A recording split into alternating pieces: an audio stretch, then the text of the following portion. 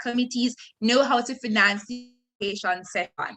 This session promises to be both informative and insightful, and is set to walk away with the tips and tricks on how to secure the bag to finance your tertiary education.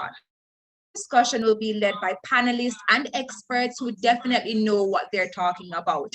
With different areas, and we also have a special presenter from the Student Loans Bureau. So please, friends, get your family, huddle around Zoom and YouTube, because you're definitely in for a treat. Into our first presenter, and this man needs no introduction. He is Mr. Andrew. He is the Talent Box or Talent Box Caribbean operator. Mr. Fairman is now yours for your presentation, so please make him welcome.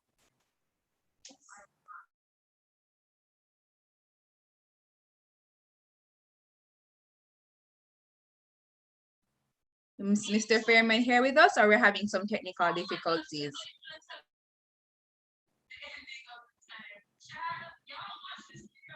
All right, just until Mr. I'm gonna ask everyone in the chat to just kind of tell me how you're feeling. Those on YouTube, we have Precious Money tell us, so put a smiley face in the chat. Maybe if it's a frowny face, but I hope by the end of this session, you'll be energized and you definitely will be leaving with a lot of information. So I just want to get a is doing, how is Zane, how is Shanice, how is Danae, I hope that how everyone is doing as we get started for our session with Mr. Andrew Fairman. Everyone is doing, and also please indicate which faculty or hall you are attached with or associated. Faculty of Law, so I really hope I'm seeing some law students here. If you're from MedSci, you can put that. If you're SoSci, you can also let us know in the chat. Awesome, Shama. I'm feeling positive today.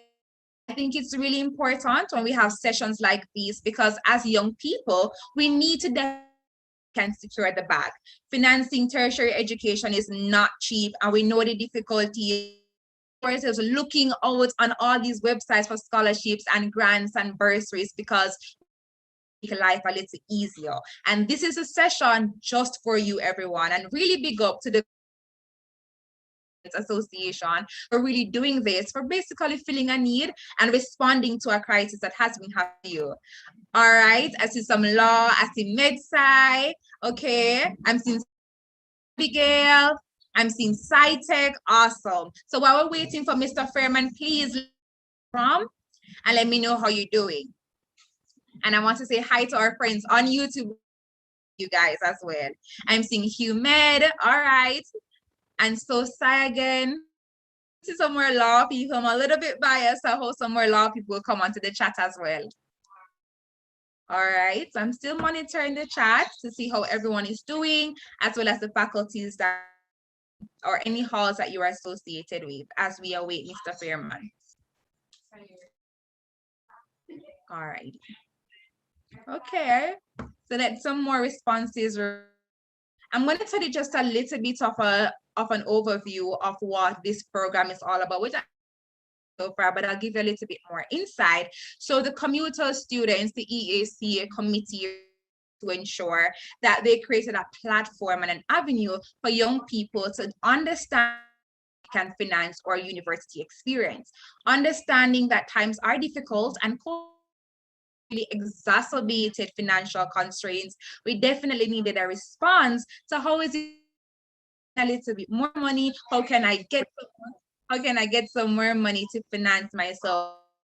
I know personally many of us are also going through difficult times. So this is a session that is a lot of the university tuitions have increased. So we understand the struggle, but the community to give us a little response and a little relief that were very much needed. So I'm going to let me know which faculty you're representing. If it's the law people, let me know. One law, if it's human, Orange Nation, let me know where you're from in the chat and let me know how you're doing as well. Right, so I want to know how Karen is doing. I want to know how Shornika is doing, how Abigail is doing. Okay. I think while we await, Mr. Fairman might be having some difficulties. And so I'm going to just move on to our next challenges have subsided. He can definitely go in. And our next speaker is Mr. I'll go ahead and tell you just a little bit about Mr. Christopher Grant. So, Christopher Grant is the founder and CEO of scholarshipsjamaica.com, which was founded in 2010. Now, scholarshipsjamaica.com is the largest private scholarship database alternative education financing advocate in the Caribbean. Christopher and his have also formed a New York State registered not-for-profit arm of Scholarships Jamaica called Next Move Jamaica International Incorporated. Now, through Next Move Jamaica International, they offer mentorship and scholarships annually to needy Jamaican students. So you're getting the mentorship and you're getting scholarship opportunities. So kudos to you. Now, Christopher is a New York City-based ARRT radiological technology in computed tomography, fancy for a CT scan, a City University nursing student and a graduate of the University of Technology Jamaica class of 5. Now, prior to entering the medical field in New York, Christopher served as an officer for 5 years between 2007 and 2012 with the Passport Citizenship Agency, PICA, with the NMIA, Norman Manley International Airport. Now, while working as an immigration officer, he founded Next Move Jamaica Limited, NM, which is Jamaica's first private scholarship database with 3 of his friends. NMJ into scholarshipsjamaica.com. Now, from his early beginnings in a small St. Thomas, Georgia, he was driven to become an agent of change in every aspect of his life. He obtained his secondary education at Seaforth High School in St. Thomas to Kingston as a handyman, then accounting clerk at COK Solidarity while working his way through university. Whilst attending UTech, he saw the need for information access to alternative financing solutions through scholarships, bursaries, and other forgiveness programs. Extensive research and training charted his way to first online accessible scholarship solution for local students. His lifetime has had a lifetime of giving back to his community for volunteering at the library and Adopt a Youth Foundation as a mentor, scholarship researcher, resident, and college admissions consultant, both in New York and Jamaica. Ladies in Zoomland and on YouTube, can I get some virtual round of applause and a welcome to the virtual Christopher Grant. Wow. Hi, Tamoy. I've never had such a great introduction before. Thank you. I hope you can hear me clearly. Thank you for having me. It's a pleasure sharing the little information I can with you guys. And I hope that the information I supply will be helpful in assisting our students in getting the know-how how to finance their tertiary education. So I think I have the hardest job because I'm the first.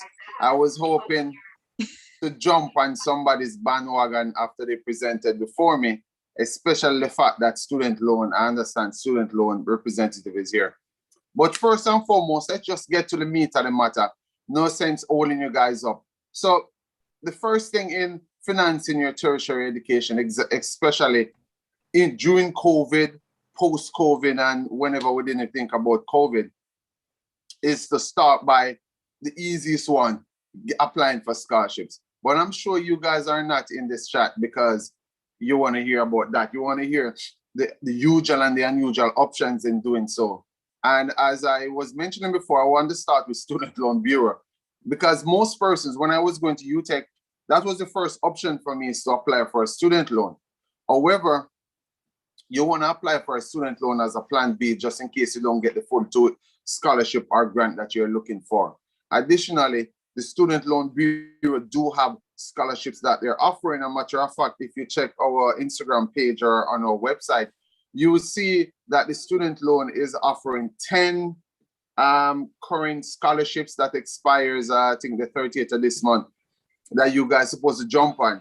Anyway, so first and foremost, in financing your education, you want to reach out to the Ministry of Finance, and all this information that I'll be sharing was emailed to you guys, so you'll be able to share it with the students. Reach out to the Ministry of Education. Ask them about the JAMVAT program. This is one of the easiest grant program that you can get as a student, a tertiary student. So you want to ask about the JAMVAT program from the Ministry of Education. You also want to reach out to the Ministry of Labor and Social Security, and you ask them about the PATH program. So some of us may be PATH students from we're in high school. I know there's this thing where some people don't want to be classified as a PATH student because it makes it seem as if you're not no money. But I'm proud to be a PATH student, and you're supposed to be glad to. Any free money are good money. The good thing with the PATH program is, if you are part of it from in high school or maybe primary school, you're able to matriculate to the university in getting grants. These grants does not limit your ability to apply for other scholarships or to apply for a student loan. So make use of these quick money, these easy money awards, which is the JAMVAT, the PATH. Additionally, you want to connect with the Ministry of Finance. They have a section there that they call the Scholarship and Assistance Unit. I know most people might know of it if for persons who are doing tertiary studies, I mean, graduate studies overseas. But the Ministry of Finance also offer grants and scholarship assistance service, meaning you're searching for a scholarship, you can go to them also. You call them when you go Euro Circle, if that's where they're still, and you ask them about whatever scholarship available. One of the most important one where most people know about is the bilateral agreement with the Jamaica and Cuba, where if you're doing various fields in medicine, you'll be able to get full tuition to travel to Cuba to study. So the Ministry of Finance offer more than that. So you want to reach out to them also. Reach out to other government ministries, public and private scholarship donors. I say this because whatever field you're in, you want to make sure that you align yourself to the ministry that is in that field. For example, say you're in environmental studies, you want to link up with the ministry responsible for that. You're in finance, you link with finance. Social security, you're a teacher, make sure you reach out to the ministry for that. You want to associate yourself also with organizations, both private and non-profit organizations that cater for your field of study. Earlier on, you said there were a bag of lawyers in the chat. So you want to make sure that as an attorney, as a future attorney, you want to link with other law firms, local law firms. You want to link with the law department of some of our local conglomerates. All companies. When I was at COK, we had a law department. It's not like we have 26 people, but we have maybe 1 or 2 persons. We want to link there. Maybe you want to start by volunteering so that you can understand the field, so that you can get a feel out or do a pre-internship interview. Because when you volunteer, they get to know you. You're creating a network where you can go back there as an intern one, and you can reach out to them to say, hey, I'm in the, for instance, first year, I'm doing law. You tell them what field you're doing. Or you may be doing, you want to practice criminal law, you want to practice maybe real estate, or you just want to be an in-house attorney. You want to reach out to them and say, this is what I want to do. These are my plans. Are you able to assist me in covering some of the costs? In return, these are the things that what I can do. And this, what I'm saying, would be in depth. We classify this as a scholarship request letter.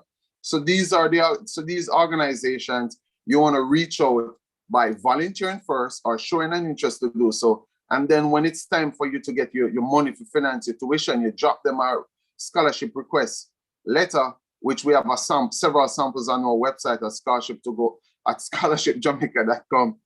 And you drop them a letter showing your interest in getting some help. Most times, 99% of the time, you get some level of assistance.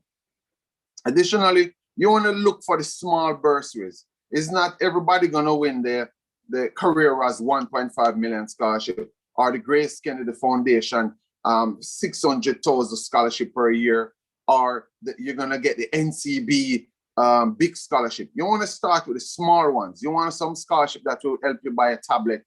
You want some books. You get some book grants. You want to link with the Betting, Gaming and Lotteries Commission and take one of that $50,000 grant that they give out every year to cover the small little expenses that you may need help for.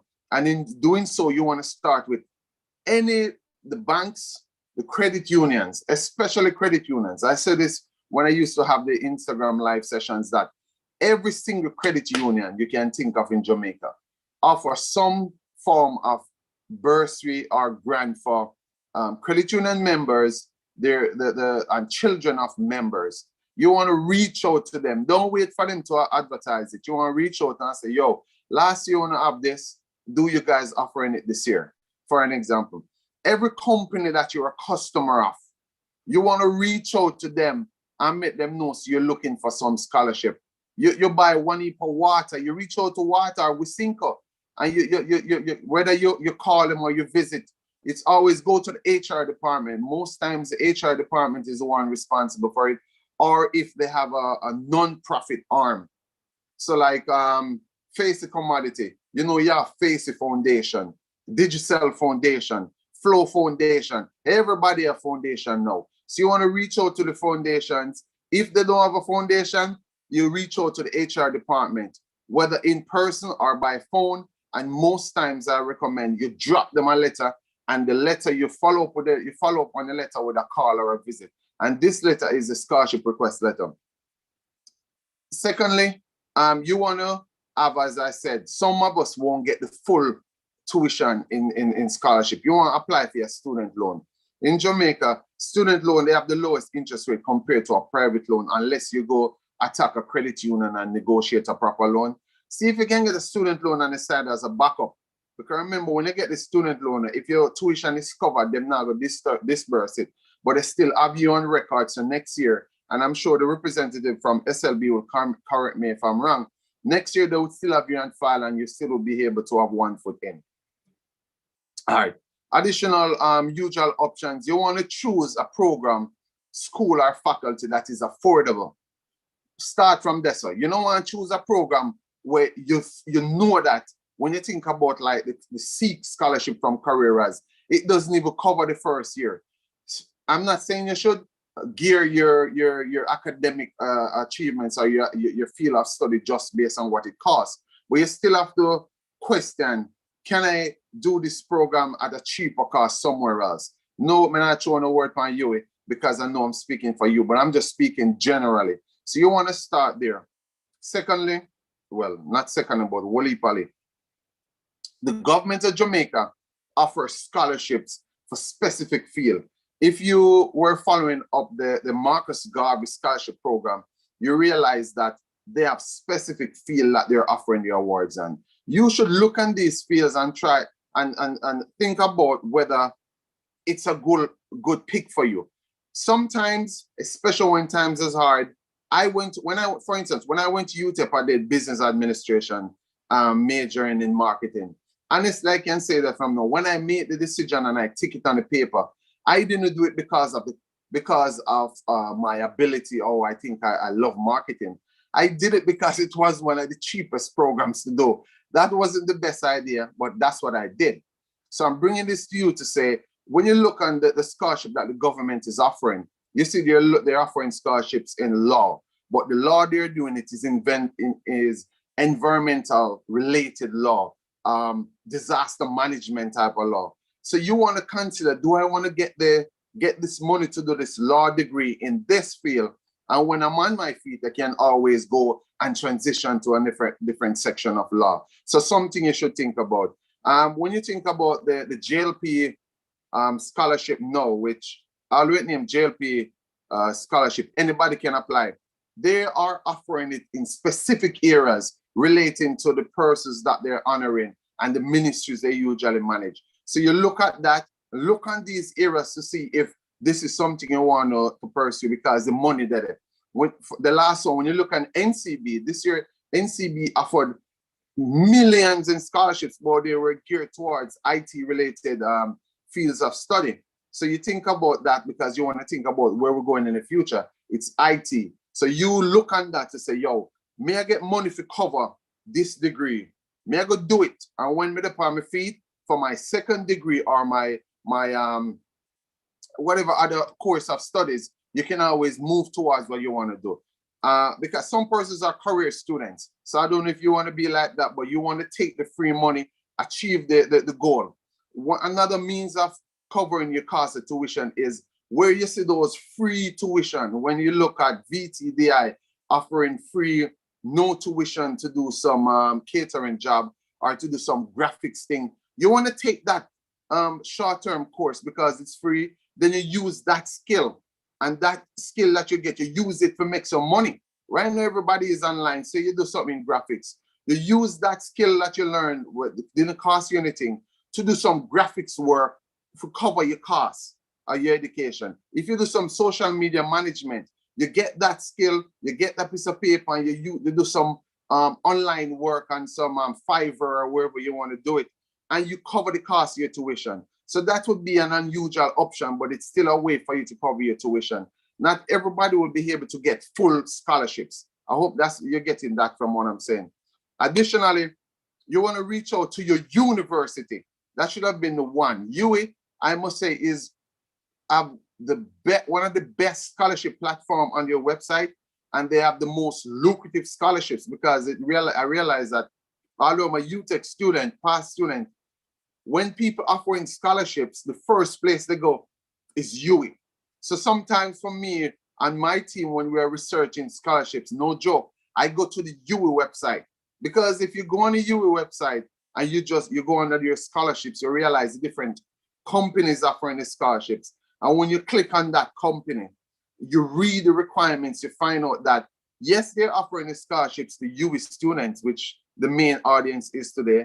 But if you're at another school, they offer the scholarship to them also. For instance, the Grace Kennedy Foundation, they offer scholarship mainly to UWI, UTech, but they have for NCU, they have for Maritime Institute, they have for Edna Manley. So I must say, UWI website is a source of a major funding for your tuition. So additionally, you want to reach out to the non-government organization that I spoke about before, like the foundations of all of the companies them that you spend your money at. You want to reach out to the non-profit organization that protect the environment, NEPA. You want to reach out to them, other related organization that may deal with like child advocacy, women advocacy groups and stuff like that, especially for the law students, for the psychology students, even for general business students. Reach out to them. Look for scholarships and grants in your backyard. What I mean by this is wherever you live, if there's a supermarket, you reach out to them. One Coca full basket. So you got the supermarket every week, you just make them know, say, yo, I'm going to school now, what you can do for me? But you not really say that. But as I said before, always approach it with a scholarship request letter, follow up in person or on a phone. And you say, yo, me shop every day, or if you give me some money, me will volunteer. You go to the library in the parish, you go to the small clinics, the hospitals. Right now with COVID, it's difficult, but we're talking about post-COVID. You go to these places as you volunteer, you ask. One example, when I went to Seaford High School, when I did my internship after high school, I went to a NWC branch in Mark Bay. And at the end of my training, I spoke to the manager. I said, I went to her and I sat down and I said, I was even thinking about it, that, I appreciate all this stuff I learned. I would really love to come back here return here after I finish high school. And just the conversation, the manager asked me, so how many subjects I'm doing? At the time it was CXC, and I told her, and I was like, yo, I want to do 8, but I don't know if I can do 8 because my mother really can't afford it. And she said, hold on. And she left me in the office, and like 15 minutes, she came back and gave me $7,000. No joke. And that $7,000, I went straight up to Scotia Bank in Morant Bay. I don't know if anybody knows St. Thomas. And I paid for 7 CXC subjects at the time. So that was my first scholarship/bursary that I didn't even plan for, but it's just by you communicating to people and you show an interest in helping yourself and also helping them, because in life, nothing comes free. So although these people are giving you money, they want something in return. That is why you become their ambassador. That is why you return there as a volunteer, and they use you for future endeavors. Like, for instance, Sagicor, they use their scholarship recipients every year, whether in the foundation, commercial, they have them come back to motivate others. But this is them using you to walk back out their money. So basically, nothing come free. But it's also an opportunity for you, though, to show yourself. Say you're a media person, or you like you, Tamoy, you mash up the thing, you look so confident. You can showcase that to these donors, and they can say, well, when you're finished, maybe come here and be our PR person, your communications manager, director, / whatever you want to be. All right. Secondly, some of us are, no, not secondly, but some of us are fortunate to have family that has an education fund that we can borrow from to cover our tuition. For those persons, that's another option. And this is where I would say for the persons who are fortunate to go on overseas work and study, you want to squeeze a piece of the money and use a little piece of money there towards a rainy day when you don't have much to do. So work and study programs is also a means of covering your tuition. And yes, it's expensive to get in, but when you're in and you go foreign and you make some food, you make sure you put on the money for the tuition, the books. See if you can start buy the books from your day foreign to, and then put the money for the next year. Put some money on the stock market, make the money go and work for you, for those who are fortunate like that. All right. Some unusual options that you can use to make some money. I'm going to start with beg. Be a beggar, but be a decent beggar about it. When we say beggar, I mean like you go to church, you're in a police youth club, you're in all type of clubs around the place, and you're up on social media. Let people know your interests. You understand? I see some people doing the GoFundMe. There's no shame in the game. You want to GoFundMe, you create a GoFundMe page, you put it out there, and you send it to Scholarship Jamaica, and we just blast it out there. Because there are people who budget every month, to look for persons who are in need and support them. But when you go put up a GoFundMe, just make sure you put in your objectives. Get somebody to review it, and you put what the objectives are. What do you plan to do with this money? When you get the money for God's school, how do you plan to give back? These are the things we kind of reach the people in mind and have them shell out the money for you, all right? So I said it before when I said use free tuition. So wherever you see like VTDI and when NCB offering free grants to do different courses, get the skill, use the skill to make some money, all right? You enter competitions. One of the competition that is up right now is the JIS, Jamaica Information Service, Heritage Poster Competition. There's so much competition right now. When you look like you go on like a bigger website, yesterday I say, oh, you buy 3 bigger, you get a tablet or something like that. Those little things, you jump on them because you buy the bigger already. You usually buy the water anyway, so just buy it and get a free tablet. So you have to make sure you take advantage of competitions, any little what do I call it? No, giveaways. A matter of fact, I just started an Instagram page named Freeness. Like what Bounty Killer said, Freeness is where we'll be posting like any little free stuff where students can just jump on, get a little money, get a $5,000, get a tablet, or get a phone, because you know how it works. You need those things, and Freeness is what go help me, because I know Freeness me get. So these are the things you have to do. For some people who are able to work and can get salary advance, ask for it. There's a thing when I used to go to Circle where they offer I call it a tuition reimbursement. You're a worker, you tell your HR department that I'm doing a degree in marketing for this semester. Can you offset my tuition? So what I'm gonna say to you is, you pay for the tuition for the semester. When you finish the semester, you pass all the course, you give them your transcript. What they do, they reimburse the money you pay. So basically, companies usually do it for people who are studying their field. So I am in medical imaging, CAT scan, MRI. So when I go to my manager and say, yo, I'm going to do some advanced MRI course, they're going to say, okay, cover it. When you pass, give us your transcript, we give you back the money. So we call that tuition reimbursement. So for the lucky students who are working, check that out. And some companies offer the tuition reimbursement to employees, students. So if your kids, so if your parents work, say NCB, I don't know if they offer it, they ask them for the tuition reimbursement. When you finish, you give them the transcript and you get back your money. I know I think I'm running out of time now, but I think those are the main ways that you can get some funding for your tuition. And again, I just want to say, use the product ambassadorship programs like what the JN Way Youth Ambassador Program.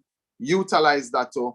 As I said before, reach out to your pastors, your teachers, your extended family who can send on a cheddar who can help you out. And also wherever you volunteer, or if you're lucky enough to be an intern somewhere, you reach out to the persons who are supervising you, who are responsible for the program, and just indicate your objectives and the need for and your interest in getting help. So I think I'm about my time now. So unless Tom might have something else to ask me, I think we're going to open the floor for questions and answers. Yes, most definitely. Thank you so much, Mr. Grant. I've been making so many notes and I've been learning that I need to be a decent beggar. I've learned so many gems and I think everyone here in the chat can also agree. So ladies and gents, I'm going to ask you to please post your questions in the chat, or you could use the raise hand feature so that Mr. Grant could answer your questions for you. You know, Mr. Grant, I have a question for you, and this is a bit personal. Just say Chris. Just say Chris. Oh, just say Chris? All right, Chris. Yes.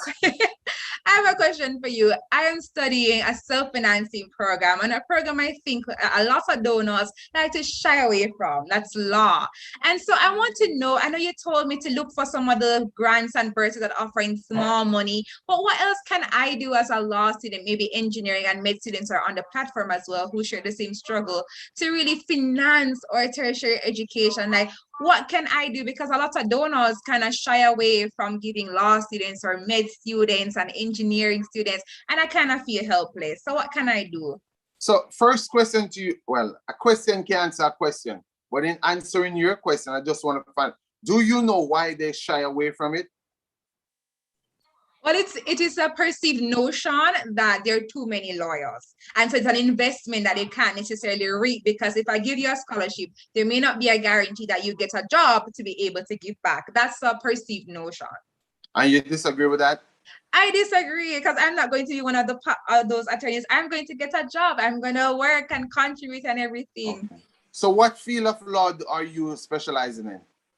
Well, my particular interests will be international law, but I have my eyes on local things like commercial and civil litigation, fancy stuff, like contracts and stuff. So I'm addressing your specific situation right now. And yes, I asked the question because in order to identify the opportunities for somebody like you in law and engineering, it has to be to specificity.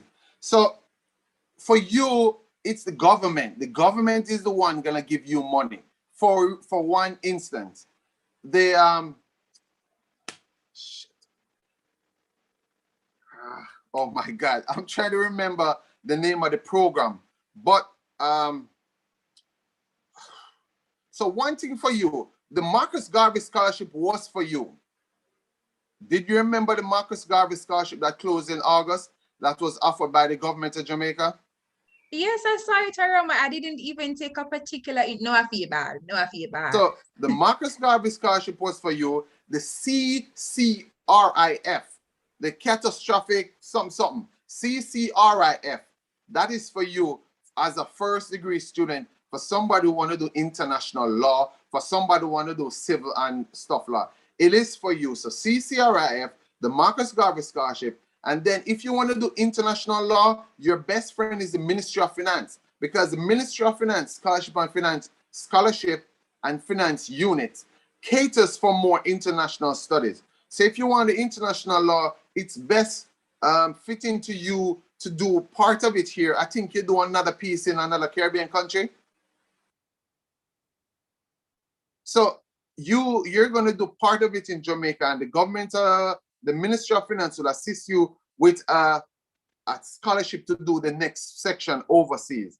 So for your section, so for you, that would be your best bet. The next bet would be a law firm. Law firms never say there's too much lawyers. There's never too much lawyers. But I know in Jamaica that there's this big thing where a lot of people want to do law. All right. in doing law, it can't be just like business administration. You need to eke out the field of law you want to do, and you target the company that does it. There's this company law firm in Jamaica, I don't remember the name, that they do environmental law. All those companies, those hotels who come here and they want to build hotel with beach and stuff, they go through that law firm. That law firm don't have enough lawyers.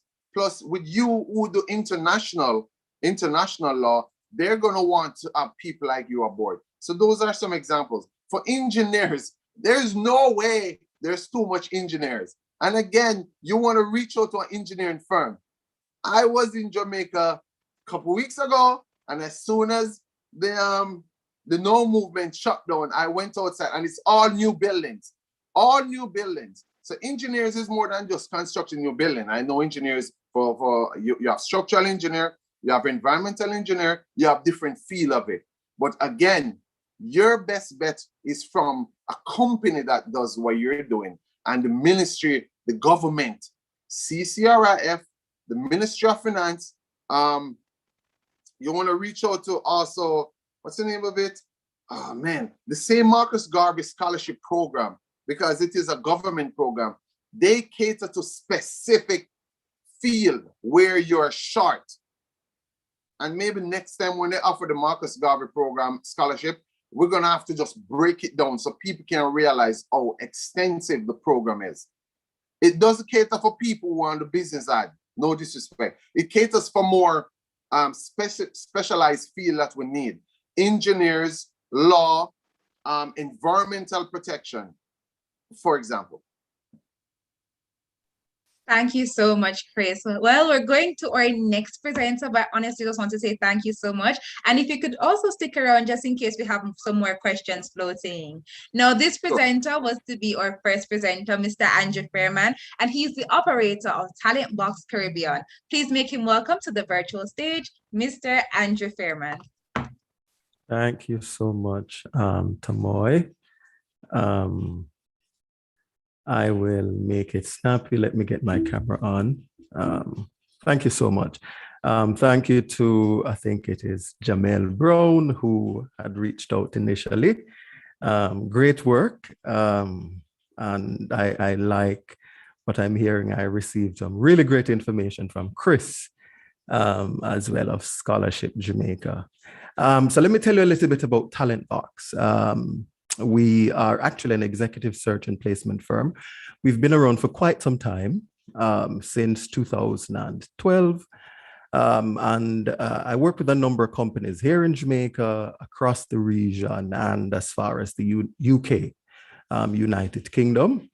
We're not an employment agency, so I need to get that clear. We are an RPO, so a recruitment process outsourcing firm. And essentially what that is that an employer will outsource a portion or all of the recruitment to us.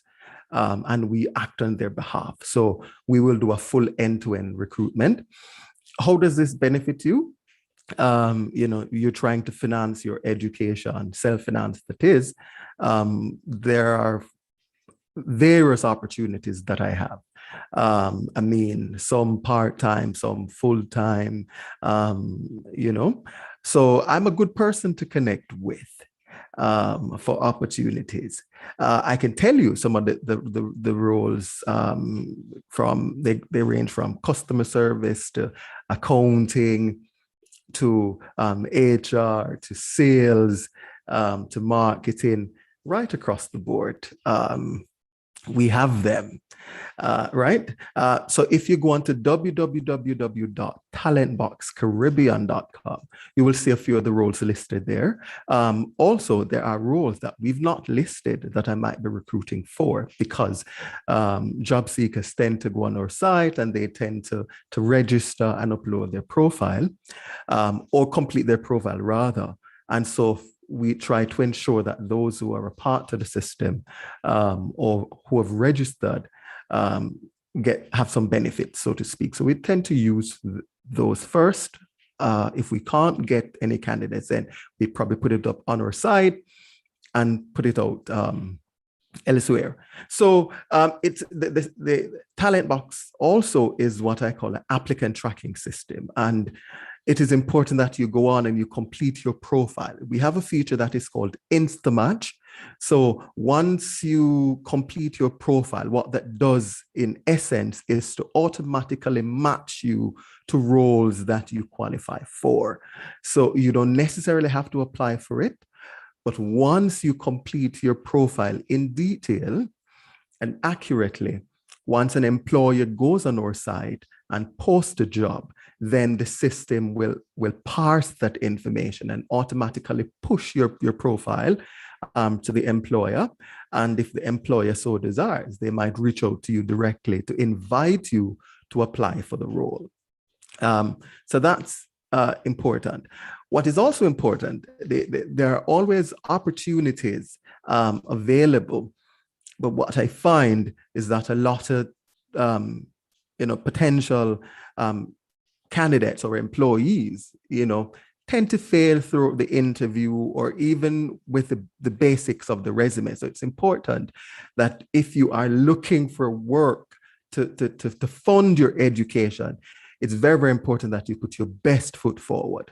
Some tips that you need to look at when you're designing your resume is that in order to stand out from everybody else, you want to really focus on impact and results. 90% of the resumes that I receive, they're very bland, they're very basic. They all focus on job duties, what I've done in the past, and a little bit about the impact that I have made and the results that I've garnered over the 1 year period, the 2 years period, whichever. So you want to make sure that you are crafting your resume so that I see the value in you and I would want to reach out. So that's one. You also, a way to do that is to put numbers.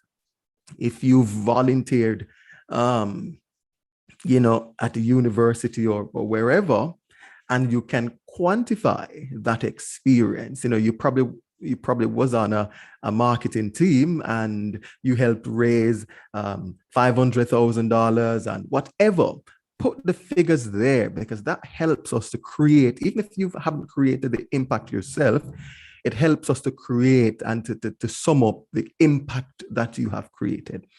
So that's important. And then when you go into the interview, it's also to be very transparent, very relaxed, and very forward thinking and answering questions.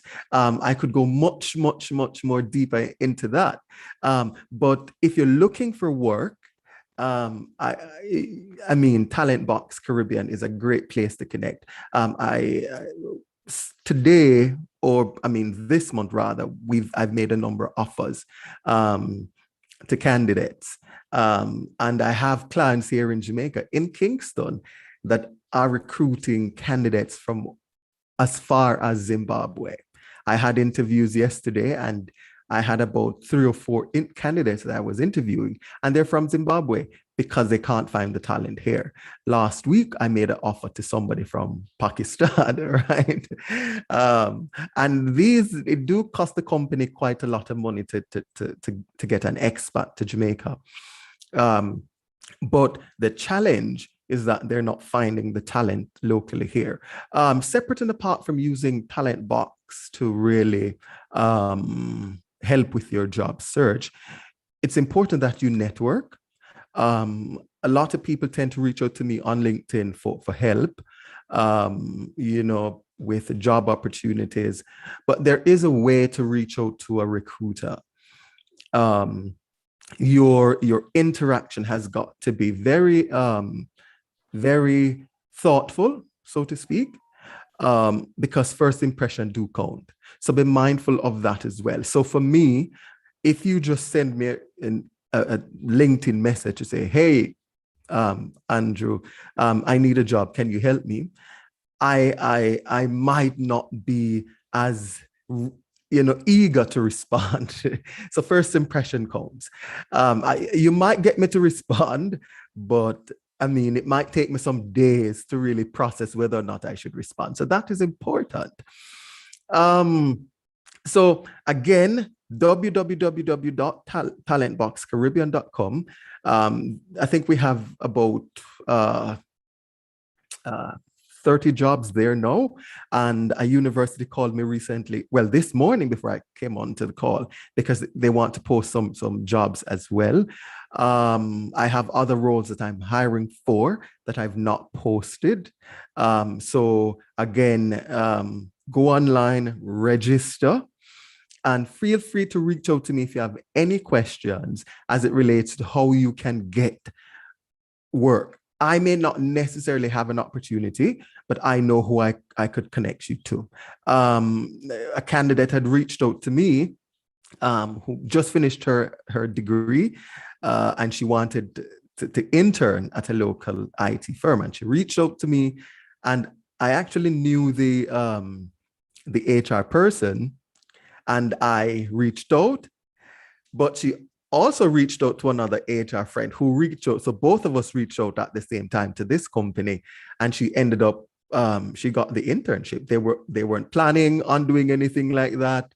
But because I reached out and then somebody else reached out and we kind of vouched for her, they made a one-off exception. So it's important that you network. That's about it. I'm going to open up the floor, and Tamoy could possibly manage this section. If you have any questions surrounding interviews, job hunting, resumes, you could ask me. No, thank you so much. Thank you so much, Mr. Fairman. Well, everyone, this is your opportunity. You could post your questions in the chat. You could use the raise hand feature, or for our friends on YouTube, post the questions in the chat and we have eyes over there to ask your questions for you. So please, this is now your opportunity. Don't all jump at once now, ask your questions. So I'm looking. So I see one in the chat. Are these jobs offers geared towards a specific age group? Great question. And that, as I hear age group, I'm thinking about the age bias. Most of the roles that I have advertised are not particularly geared towards any age group. And when a client engage me, I tend to have that discussion and try as much as possible to navigate from those biases. For me, when I engage with a client, is really about what value can you bring to the table and how well can you articulate that solution. If you're 99 or 100 and you can do the work and you have the skill sets and the wherewithal, who am I to really prevent you from doing it? And if you're 17 or 18 and you have the requisite skill sets and the wherewithal, who am I to really prevent you from getting that job? So for me, no. For other companies, they might, right? Because the ageism, it is called, is a dreaded monster. Thank you, Mr. Fairman. Another question, this is from Brianna. Do you have any advice for candidates with little to no work experience? Okay, little to no work experience. Absolutely. I get this quite a lot. Never start your conversation or your job search with what you don't have, with your inadequacies, with your insecurities, right? So if you're on the job, if you're in the job hunting phase, never call up a recruiter or reach out to somebody and say, I'm interested in this job, but I don't have the experience. And I always have to tell people, don't do that. Never start with what you don't have. Look at the positives. Because you might have transferable skills, right?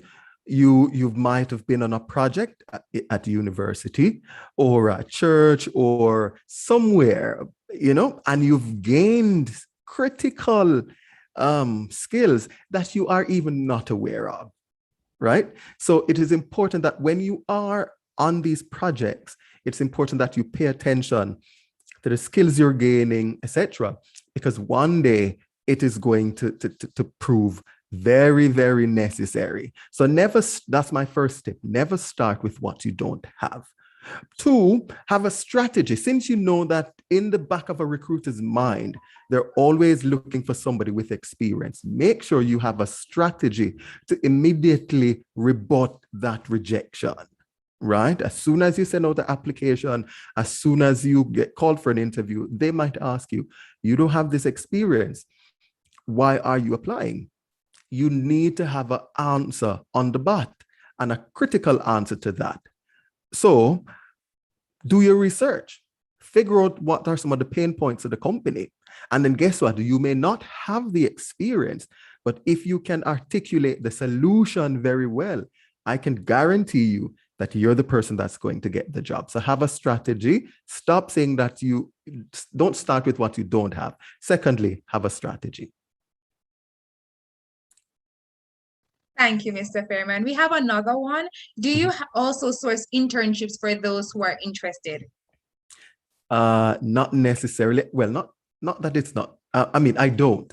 But I have a colleague, Joni Gay Cawley, she started the HR Academy, and we had discussions about how we can really help recent university graduates or those seeking internships, how we can help them. So whilst it is not one of the core duties of my business, I wouldn't necessarily turn somebody away because I have contacts. Joni Gay has contacts as well.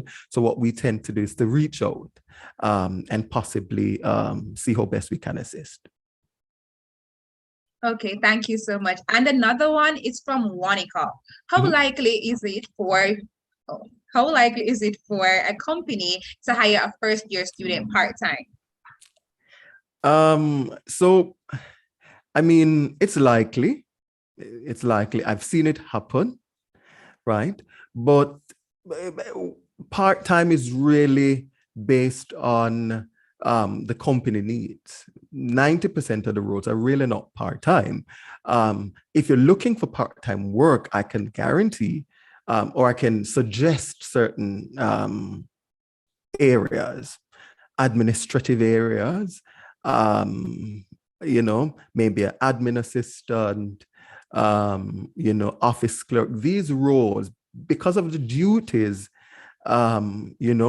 you might be able to navigate that into a part-time role, so to speak. So if you're looking for part-time, I mean, call centers are great sometimes, but you want to stay clear from general corporate roles because they tend to be 9 to 5.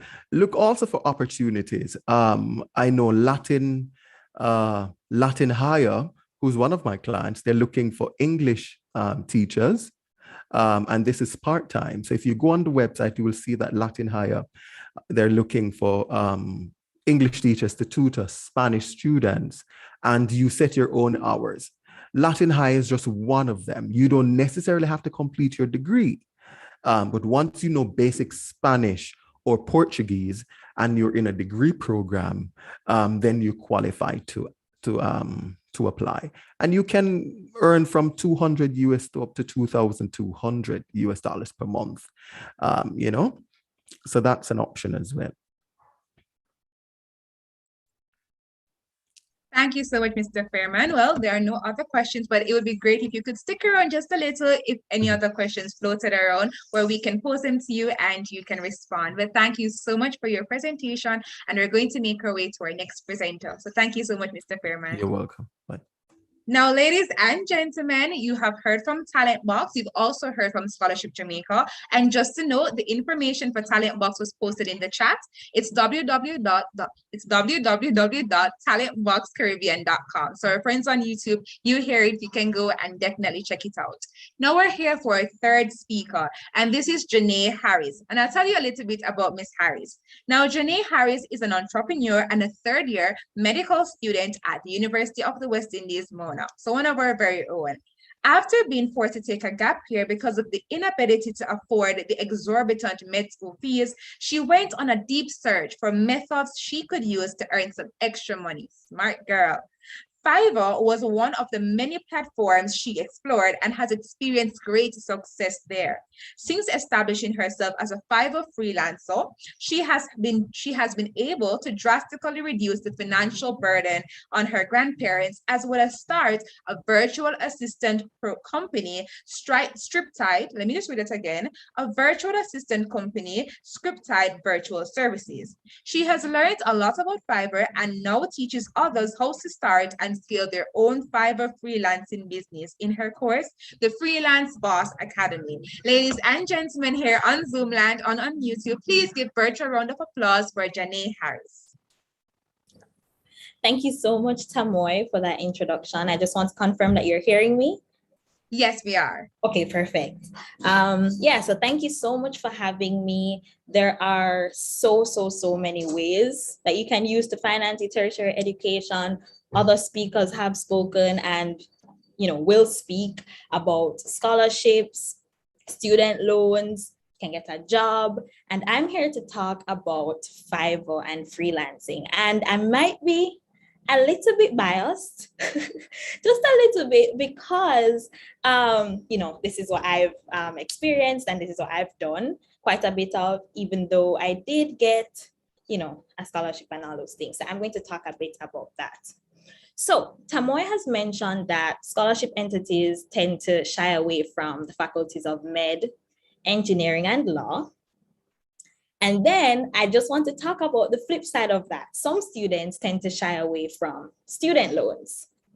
So when I had gotten my the self-financing offer that I didn't expect, because I had gotten all the grades necessary in high school to get the 80% subsidy from the government, I was, persons were saying to me, oh, you can get a student loan. But then other persons were saying, no, this, student loan is going to do this and whatever. And so that's probably why I didn't choose it. But I know that it is still it's still a great source of funding for your tertiary education. I just want to say that. So I had anticipated to smoothly transition from high school to med school.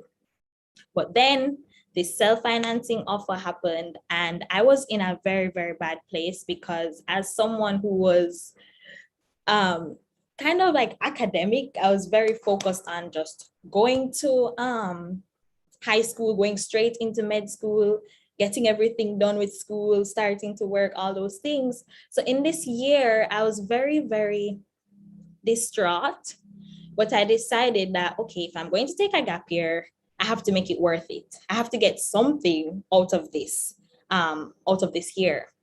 And so I'm just going to preface everything I'm about to say with Fiverr has changed my life for the better, and it can change yours too, Fiverr and just freelancing.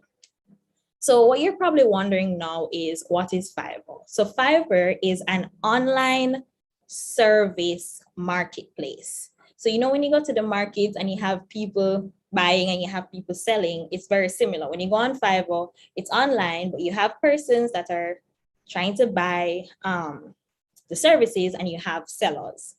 So it is very important now in this crowded marketplace for you to stand out. And some of the services that you can sell on Fiverr, the list is so vast. So I would recommend that you head on over to fiverr.com and just take a look at, the different categories and feel free to figure out what you could possibly offer if you're interested. But you can do things like social media management, virtual assistants, transcription, web design, web development, graphic design. There's so many things. You can create jingles. There's some Jamaicans doing really well with creating these, catchy, how Jamaica is a whole brand. So if you say, yeah, man, and you have on like a Jamaica color thing, then that sells. So there's so many services that you can offer there. But what really, really stood out to me about the Fiverr platform when I was in that gap year was there was no startup cost. I didn't need to go and stock up. I didn't need to get some inventory so that I could start selling this thing. I didn't need to pay a registration fee to become a seller. So the risk was very low. I mean, I was just signing up, right? What's the worst that could happen?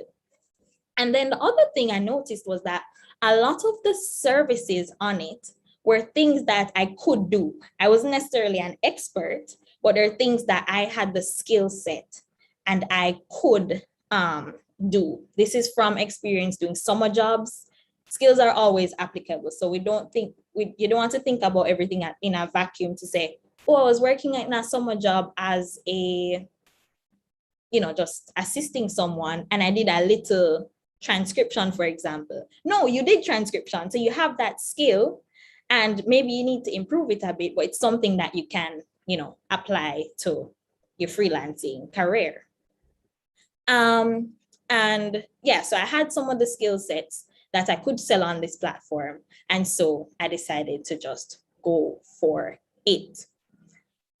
I just want to take a minute to kind of divert from Fiverr and talk about what financing your education means. Because when I think about financing my education, I kind of think of my tuition. That's what I think of. And I think of maybe books. But I just want you to think about, as students, how many things we have to finance. We need food. We need accommodation.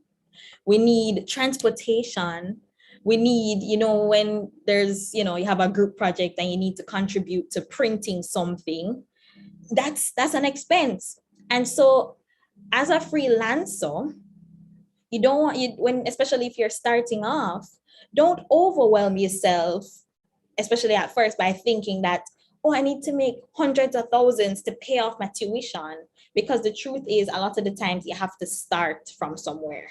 You have to start, maybe in your first few months, you're only able to pay for your food each day. But I'm sure that if it is that you maybe got a scholarship to pay your tuition and your parents or guardians, they're giving you lunch money, that is a burden that you could offset from them because you're able to do that.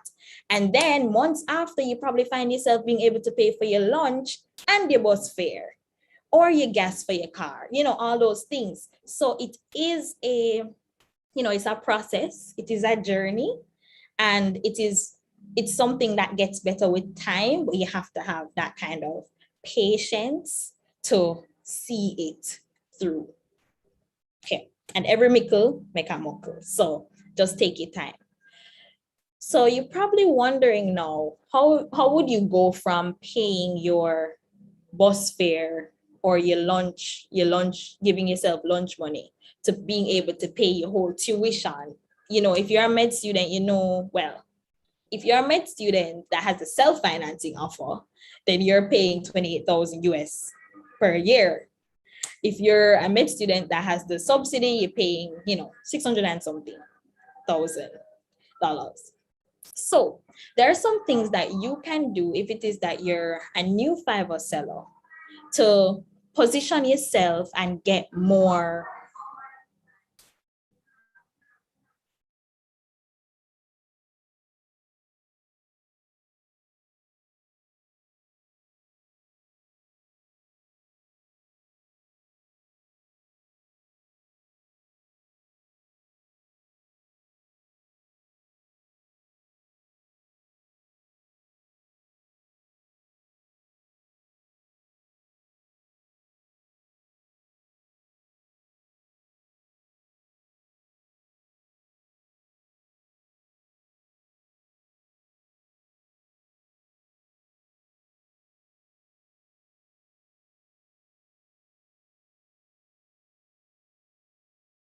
Okay, I just wanted somebody to confirm that Jenny froze. Oh, she's back now.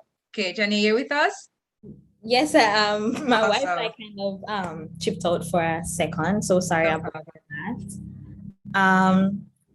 But yes, I think I was saying that you're probably wondering how you can really grow your Fiverr freelancing business from being able to pay, let's say, your lunch money or your bus fare or put gas in your car each day, each week, to being able to pay something like your tuition.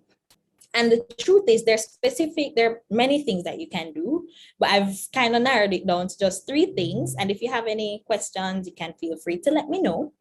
One of the things you can do is make your gig images attractive. So if it is that, I don't want to share screen right now, but if you head on over to Fiverr.com, you'll be able to see how the marketplace is set up. When a seller sees your, in the same way the previous speaker mentioned that how you approach them is very important, that first impression, the first impression you give to that potential buyer is very important. And the first thing they see is your gig image. So you want to make that as attractive as possible. Not necessarily flashy, not necessarily fussy, but you want to make it attractive. If your target audience is business owners, you need it to be, presented in a specific way. You want to have an image of yourself because personal images get more engagement. That's just what happens. And so you want to have it doesn't have to be jacket and tie professional, but you want to have a professional enough or well put together image of yourself on your gig image. You want to mention things like the services that are covered. So let's say you're doing transcription, you'd say you transcribe podcasts. A podcast would be very attractive to that because they know that they have a podcast. So let's say you do interviews. Someone who wants an interview transcribed, that would stand out to them. Another thing you want to mention as well is your starting cost. So let's say you start at $5, which is the lowest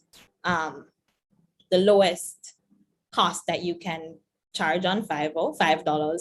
Then you'd want to mention that. And you want to have something that is what I call an attention grabber. The attention grabber is something that is going to, so let's say everybody has their image, everyone has the starting cost, everything. What is that thing that's going to let the seller stop scrolling and click your gig? Something that's going to stop them in their tracks is something like your, let's say it's transcription, you can say, unlimited revisions. So when you're just starting off, first of all, you probably don't have any reviews. So you need to do things that will ensure that you get that first order, that second order, and increase your chances of getting these reviews. So when you go on now and you say unlimited revisions, even though they see that you maybe don't have a lot of reviews, they can say, if this person does the transcript for me and there's an error, at least I know that they'll correct it. As opposed to someone else that they don't have any revision, they don't include revisions in their package. So now you're going to have to pay them another $5, another $10 each time for them to change it. So that's just an example of an attention grabber. Another thing you can do that I encourage is to start your services at $5. So this probably seems counterproductive because if you're trying to make more money, why would you start at $5? Fiverr is very dependent on reviews. If you don't have reviews, you're not saying nothing because you don't, how am I as a potential buyer going to know that you can do what you say you do? So when you start your services at $5, you are increasing your chances of getting that first order because not many persons are willing to pay someone that has no reviews $50 for something that they could probably pay $5 for. So when you start your services at $5, you kind of increase the pool of potential buyers that would, purchase from you. And then when you start getting these buyers, these orders and you get these reviews, you deliver great work, of course, you get these reviews, then you can increase your prices and all those things. And then the last thing is to add a gig video. A gig video is very important because not many persons do it. I've been on Fiverr for over 3 years and I don't even have a gig video. And it is something that helps you to stand out. Fiverr is very, very crowded. So if you don't have something extra, you're kind of limiting yourself as a new seller. So having a gig video, you look like someone that knows what they're doing, knows what they're up to, can deliver great work, and you speak, eloquently, you deliver, and you say, I can do this. Here's what I need from you in order to get this done. Here's the transformation that you will experience when I get this work done. That's something that's going to help you to really stand out in this crowded marketplace and really be able to finance your tertiary education in its entirety, maybe, if that's what you need. Don't forget, it's very important for you to understand that nothing is wrong with integrating a bunch of funding methods. If you get a student loan of a few, whatever amount, and then maybe you got a scholarship that maybe covers boarding, and then you're doing your freelancing, so you're able to pay for your food, able to do little things for yourself. It all adds up. And I just want to end now by saying that Fiverr and just my Fiverr journey has changed my life.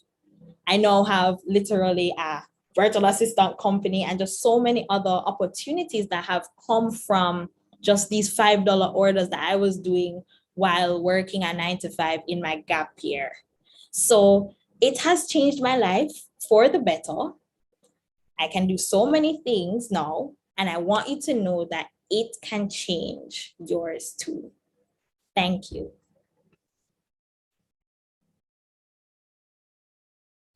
Thank you so much, Johnny. Thank you, thank you, thank you. And I'm so proud of you. Everyone here is so proud of you and your journey. Med student, entrepreneur, boss queen, you're slaying, you're doing amazing. So congrats to you, Johnny. I'm going to open the floor for a few questions, and you can always put them in the chat, or you could raise your hand. I know Ashley is asking us to remind us of the name of your company. Yes. It's Scripty Virtual Services. I just put it in the chat box. Okay, thank you so much, Jenny. Jenny, could you tell me personally what are some of the more popular services that people offer on Fiverr? And if it is that I'm opting to do so, should I go for those things that are mainstream, or should I try to go for something that's a little not so popular, but perhaps somebody will be in demand, but I'm not sure if people will want this service? So how do I navigate all of that? Okay, so Fiverr is always coming up with new categories, subcategories in their service lists. I always say when persons ask about the, what are the services that I can offer that, they're more popular, the popularity of the service is not necessarily going to get you your orders, especially in the, as a new seller, in this, the kind of time that you want. When you are in a transcription, for example, is very crowded. There's so many persons offering transcription. So yes, you can offer transcription as one of your services, because they're, just to backtrack a bit, you can offer 7, as a new seller, you can offer 7 different services, basically. So yes, you can offer one service, but you don't necessarily want to have only services that are extremely saturated, because you want to give yourself that chance to stand out. No, if you offer things like, virtual assistants, transcription, then you have like a proofreading and editing, a web design. I think that's a good, and 3 others, that's a good mix of services to offer. But remember that, especially for the services that are very crowded, you want to take note of the 3 things that I had mentioned about having gig images that are, not basic, but they're things that will actually attract these buyers. Adding things like your gig video, priceless. Start your services at the $5, because if there's so many sellers, you are one out of a million. You don't have any, you are one, let's say 100 don't have any reviews. And out of that 100, you don't have any reviews, but you're charging $50.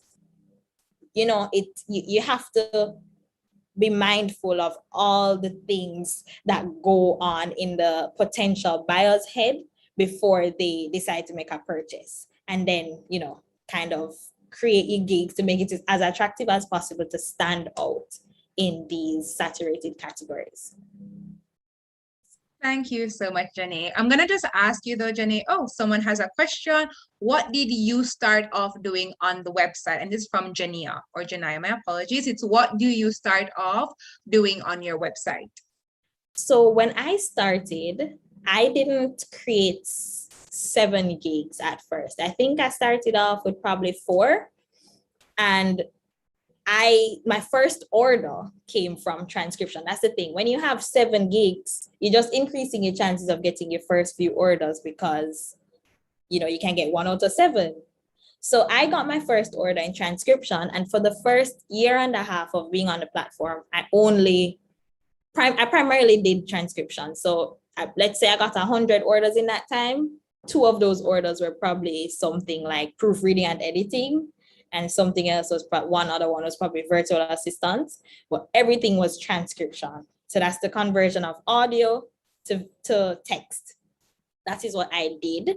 And then last year when COVID hit, I started to actually took a little time off of Fiverr because when I started med school, it was kind of clashing. So I decided to pause. But last year, for some reason, the algorithm pushed up my virtual assistants gig and I started to get virtual assistants orders.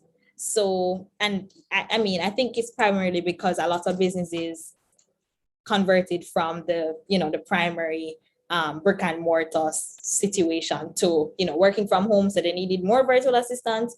And so I just ended up getting more of those orders. And the more orders you get, the snowball just kind of builds up and just gets bigger and bigger. So that's how I kind of transitioned from transcription to virtual assistants.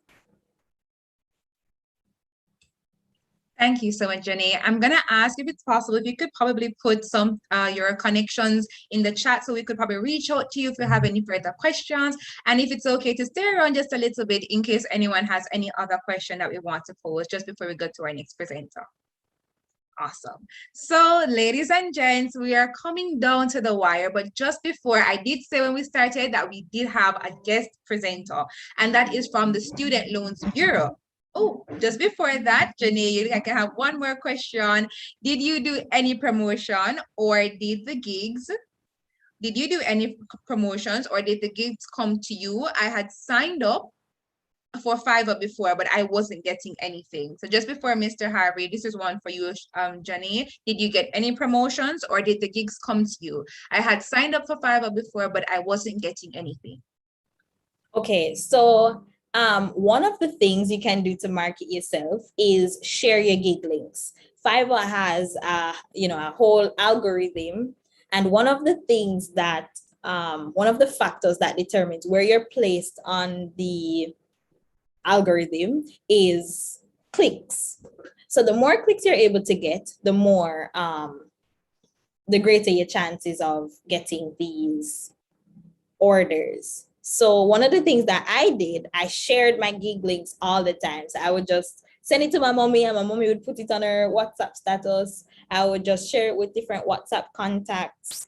And that really helped with, increasing my clicks. And something that I actually did once was, so because you're on Fiverr, you don't have to just wait on people to find you on Fiverr. You can reach out to someone, let them know that you're on Fiverr, offering this service and have them, order through Fiverr. So something that I did in my first year was I created a list of specific persons that I would like to work with on, transcription. And I just started reaching out to them. I just sent emails, reached out to them, as he created a whole email kind of saying, hi, this is what I do. I think this could help you in this way. So it wasn't just a generic, that's another thing. You don't want to be very generic with your messages, kind of want to customize it so that it makes sense for them.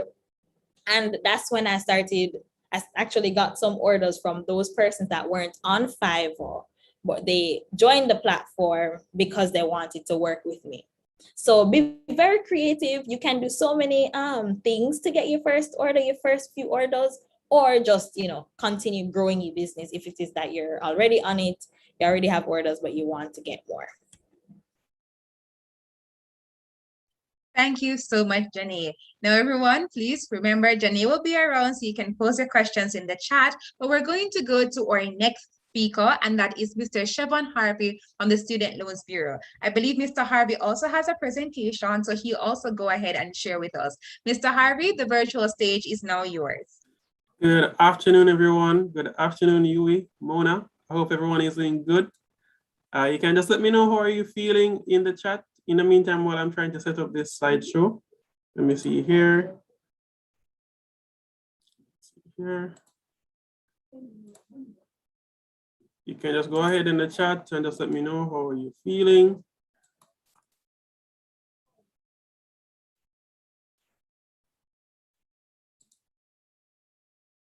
Anybody seeing the screen? Just to confirm. Yes, we are seeing the screen, Mr. Harvey. Okay, great. And the audio is clear, right? Yes, it is.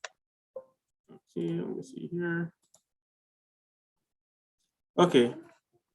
So let me see here. So my name is Chevon Harvey, first and foremost, and let me start off with saying that. And we are the Students Loan Bureau. It's a pleasure to share this way our streams, our opportunity, this kind of opportunity to the students of the University of the West Indies. It's my pleasure. Let me see here. Let me just try and have this. Excuse.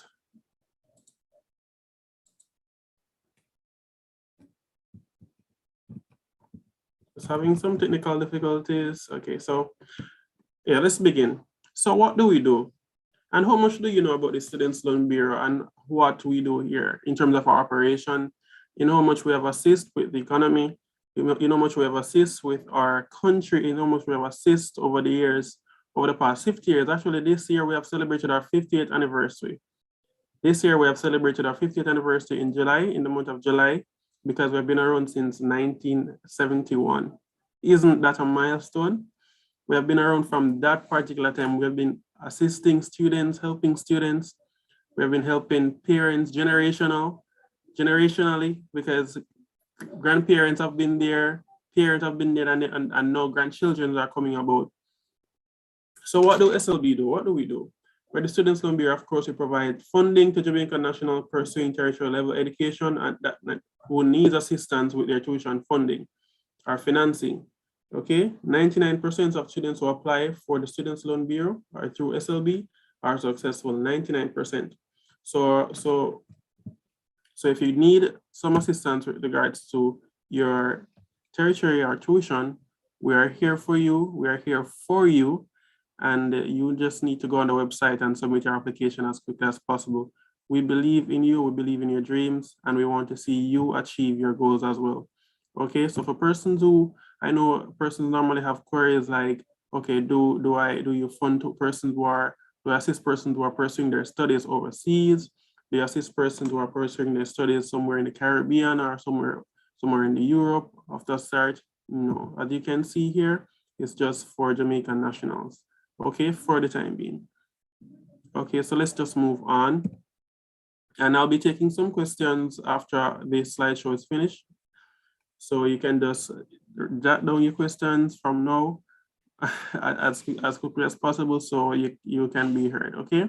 If there's any query, you can also submit them privately, but I'll direct you when I do finish. Okay, so we do have 2 loan facilities that apply for persons who are pursuing their bachelor's degree.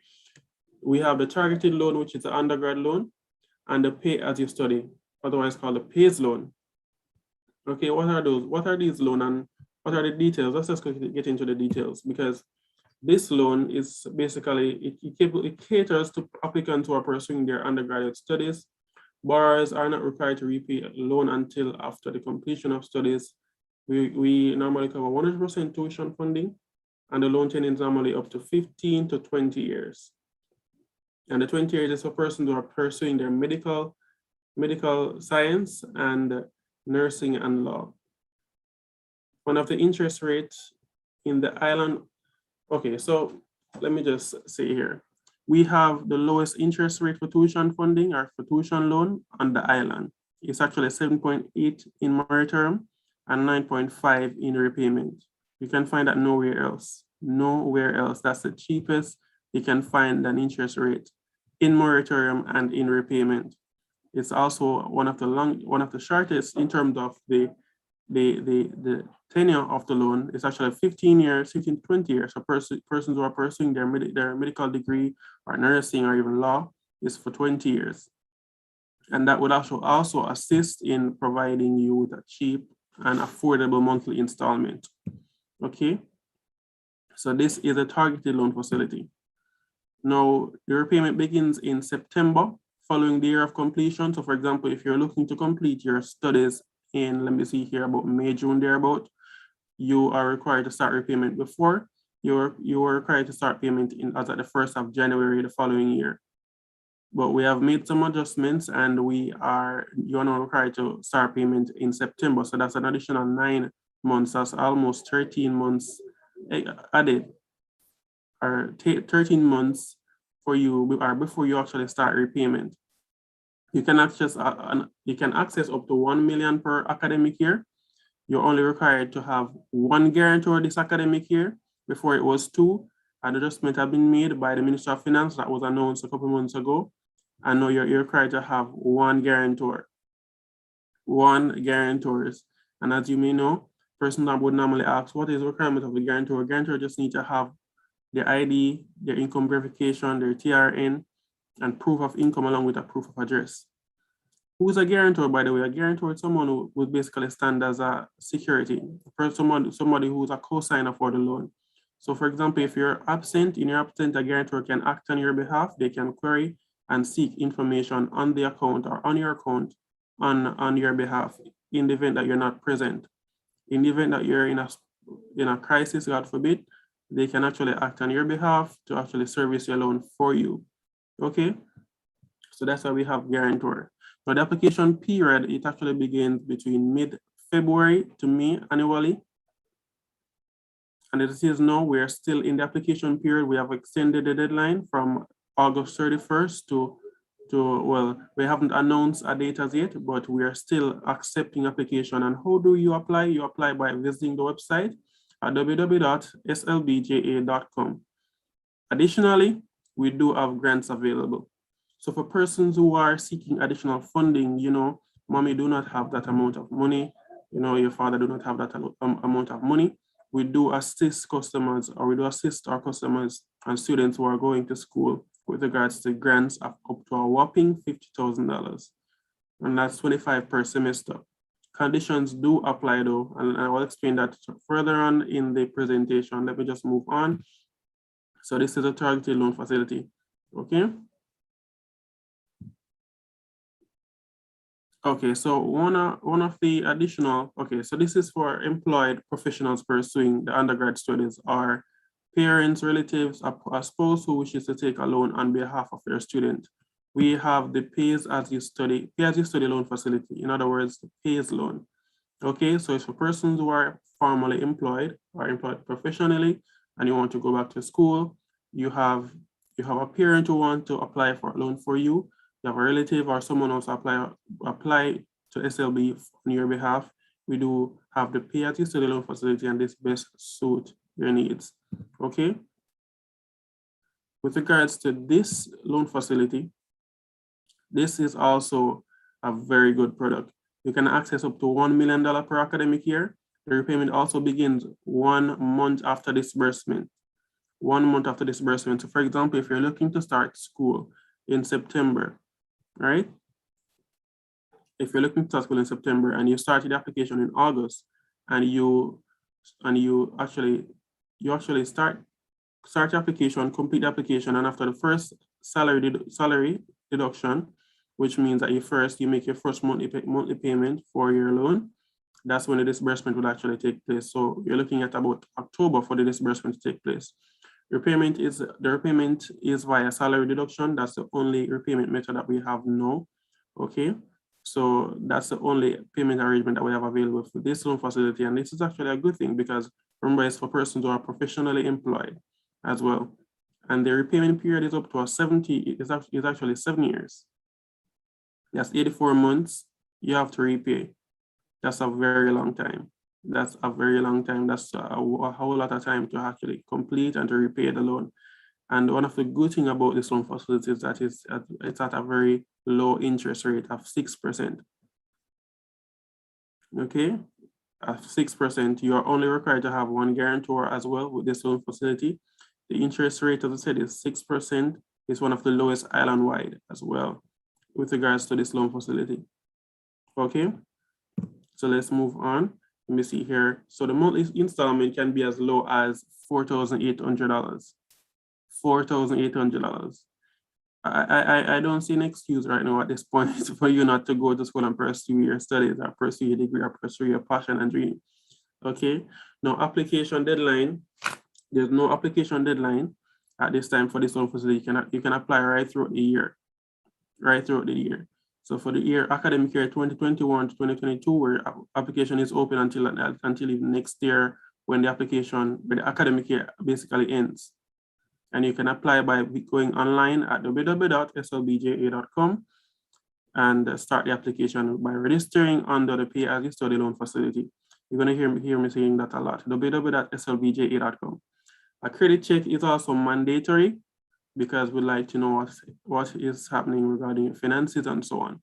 And of course, I said it's not necessarily for persons who are unemployed, it's for persons who are professionally employed, okay? And this is the Pay As You Study Loan Facility. PAYS loan. Let me continue. Okay. And of course, you're going to be required to submit the required documents in office. After submitting the application, you're going to be required to as well submit or make a request for an appointment in office and submit the necessary documents in office as well. Okay. Okay, so how to apply for a loan? As I said, you're going to hear me saying this a lot. www.slbja.com. Go on the website, complete and submit your application. First, you're going to be required to submit a registration. You receive a notification from there, a prompt message, and you'll be directed as it relates to the application process from there on. Okay, so you'll be required to set an appointment on the SLB website for both yourself and the guarantors, and just by visiting the office to submit the necessary documents. As it is for the targeted loan, we're not doing any appointments, no, but we're advising customers to just come in office, submit their supporting documents as well. Okay, let me see here, let's just move on. Documents required for first-time applicants. So I'm assuming that most of the persons who are here online are first-time applicants who are interested in the SLB as well as our first-time applicants. Let me see here. So you are required to have your TRN. You are required to have one certified passport size photograph. You are required to have a student ID card, enrolled student only. You're required to have, if you are a past student, a part registration card for household registered under the scheme. You're required to have your banking details as well. A valid photo identification. This can either be a passport, driver's license, or a national ID. Okay, that's a governmental ID, that is.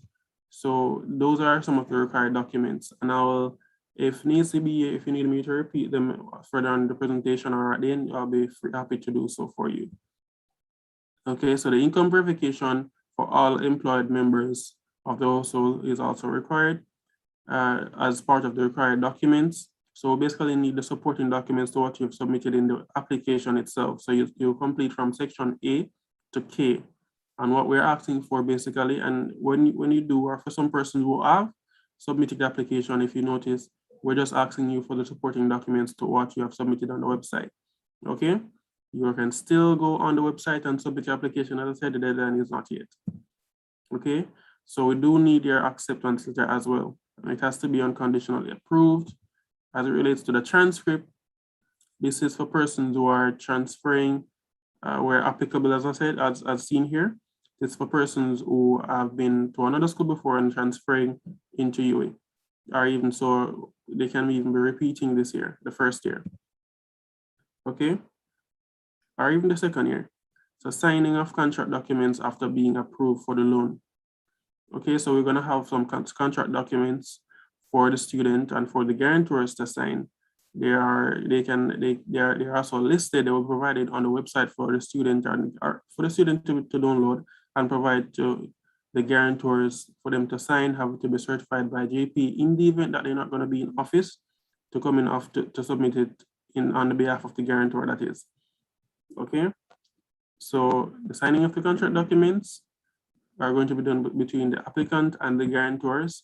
The applicant can come in office to submit it in the Dropbox. That's what you're required to do now, seeing that we're not having any appointments. You're going to be required to have the documents be certified by a justice of the peace and medical practitioner or attorney at law, and come in office with it using the Dropbox to submit. Okay. So let me just move on to the next slide. And let me see here. So with regards to the advantages of accessing SLB loans, there are a lot of advantages that persons that they often are unaware or don't even know about. But let me tell you, we have one of the lowest educational interest rate island-wide. I've said that before. 6% per annum and can be as low as 4% under specific conditions or under specified conditions. Extended loan tenure from 10 years up to 20 years. The moratorium, which means in school, you're not required to make any payments at all, though you can, and we would encourage you if you wish to do so. And I have also made mention of the grant of $50,000, and that's also condition to apply to that as well. And we do not need any collateral. We do not need the proof of your house, or we do not need to hold something, a car for you. We do not need any land. There's no collateral that is needed for students to have access to this loan facility. Okay. And that's one of the benefits. These are some of the benefits that we have here for you students. Okay. With regards to the benefits as well, we have a 35% reduction in the processing fee and program of for part students. Okay, so program of advanced through health and education, we have a 35% reduction in the processing fee. So when you're submitting your application for the targeted loan, you're going to be required to pay a processing fee. Normally it's $5,250. You're going to receive a 35% reduction in that amount. So you won't be required to pay the full amount. Children of public sector workers receive a 1% reduction in the interest rate during the repayment period, and a 35% discount in the processing fee as well. So for persons who their parents are actually working in the public sector, and let's say their repayment, and of course after the repayment, interest rate is actually 9.5%. When you being a child of a public sector worker, you receive a 1% reduction, so that would actually be 8.5 instead of 9.5%. Okay, students who apply and qualify for the Jamaica Values and Attitude Program for tertiary students, JAMVAT will only receive 7% of their tuition from the SLB as well. Okay, so let me just move on here. And of course, again, as I said before, we'll be taking questions. So we have another benefit again, a good standing promotion. Okay, benefits from a 2% reduction in the interest rate for persons who are maintaining a good GPA, for persons who are maintaining a good status with regards to repaying their loan. Once you repay your loan consistently without any arrears, you're going to be receiving a 2% reduction in the interest rate for students who are maintaining a good GPA. And I'm going to provide you with that information. Once it's above 2.5 and over, once it's 2.5 and over, you receive a 2% reduction in the interest rate as well. Okay, but let me confirm that with you in a short while.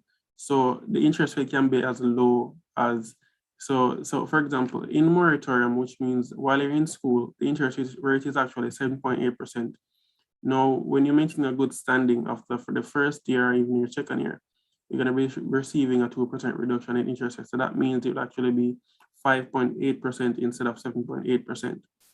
For persons who are in repayment, it's actually going to be 7.5% and not 9.5%. Now, even being a child of someone who's working in the public sector, that would actually be, let me see here, 6.5%. Okay, so that's a lot of good right here. A lot of good. Customers in repayment whose account are current are no more than 30 days past due, you receive the benefit. Borrowers who are permanently employed to a registered charity, you receive the benefit. For students who are in moratorium who maintain a GPA of 2.5, and I can now confirm that, you can actually receive the benefit 2.5 and over. Okay. Moving on. So how can you contact us, or how can you get through to us? You can contact us today. We are here for you via WhatsApp. And this is our WhatsApp number. We have it, it's 876-279-8080. And you can also give us a call at 876-619-4SLB, that is 4752. And this is also a digital number. Okay, we're also on the social media platforms, Facebook, on Instagram, and let me see here, Twitter. On Facebook, we are Students Loan Bureau. On Instagram, we are at Students Loan Bureau. On Instagram, we are SLB at SLBJA. Okay. And you can also send us an email, info@slbja.com. Okay. So let me pause here for the time being. I think that's it for the presentation or for the slide. I'll be happy now to take questions. I'll be happy now to take questions from you. Let me see here. Thank you so much, Mr. Harvey. There is a question in the chat, and it says, I registered for an installment plan a while back and haven't received a response. Any comment? And my apologies for the noise, everyone. Okay, it's understandable. And as it relates to the registered for an installment plan, are you referring to a payment arrangement? And is it a case where you're in your payment and you want to set up a payment arrangement? I'll be happy to assist you. You can just send me privately your TRN so I can take a look on that. Well, so we can get back to that question. Okay, so you can just, Shamoy, okay. Okay, another question. I'm Shamoy, right? Just a moment. But it was sent directly. You can just make it public. You can just make the question, send the question to everyone. So Shamoy can actually assist in sharing the information or reading the question. Okay. Okay, you may go ahead now, Shamoy.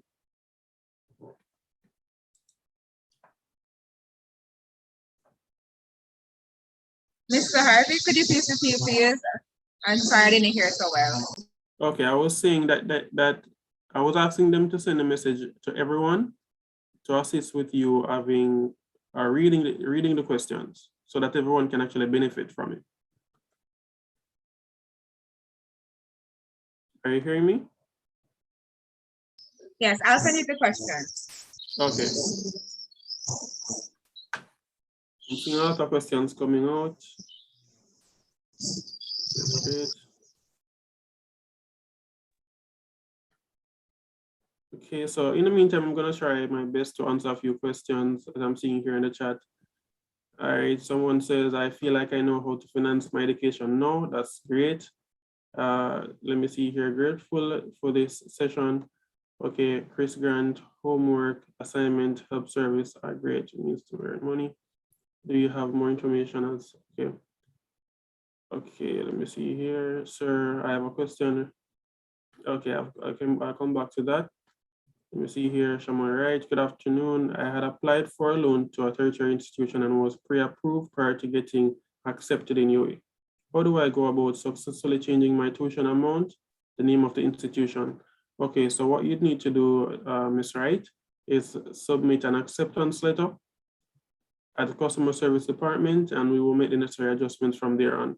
If it's a case where you have submitted or signed the contract documents already and submit for yourself and the guarantors, there's a possibility you may need to sign some additional documents or re-sign those documents, okay? So that's how you can actually have that resolved. I hope you're hearing me. I hope you're hearing me. All right, Jamal Brown, how can we get a SLB grant?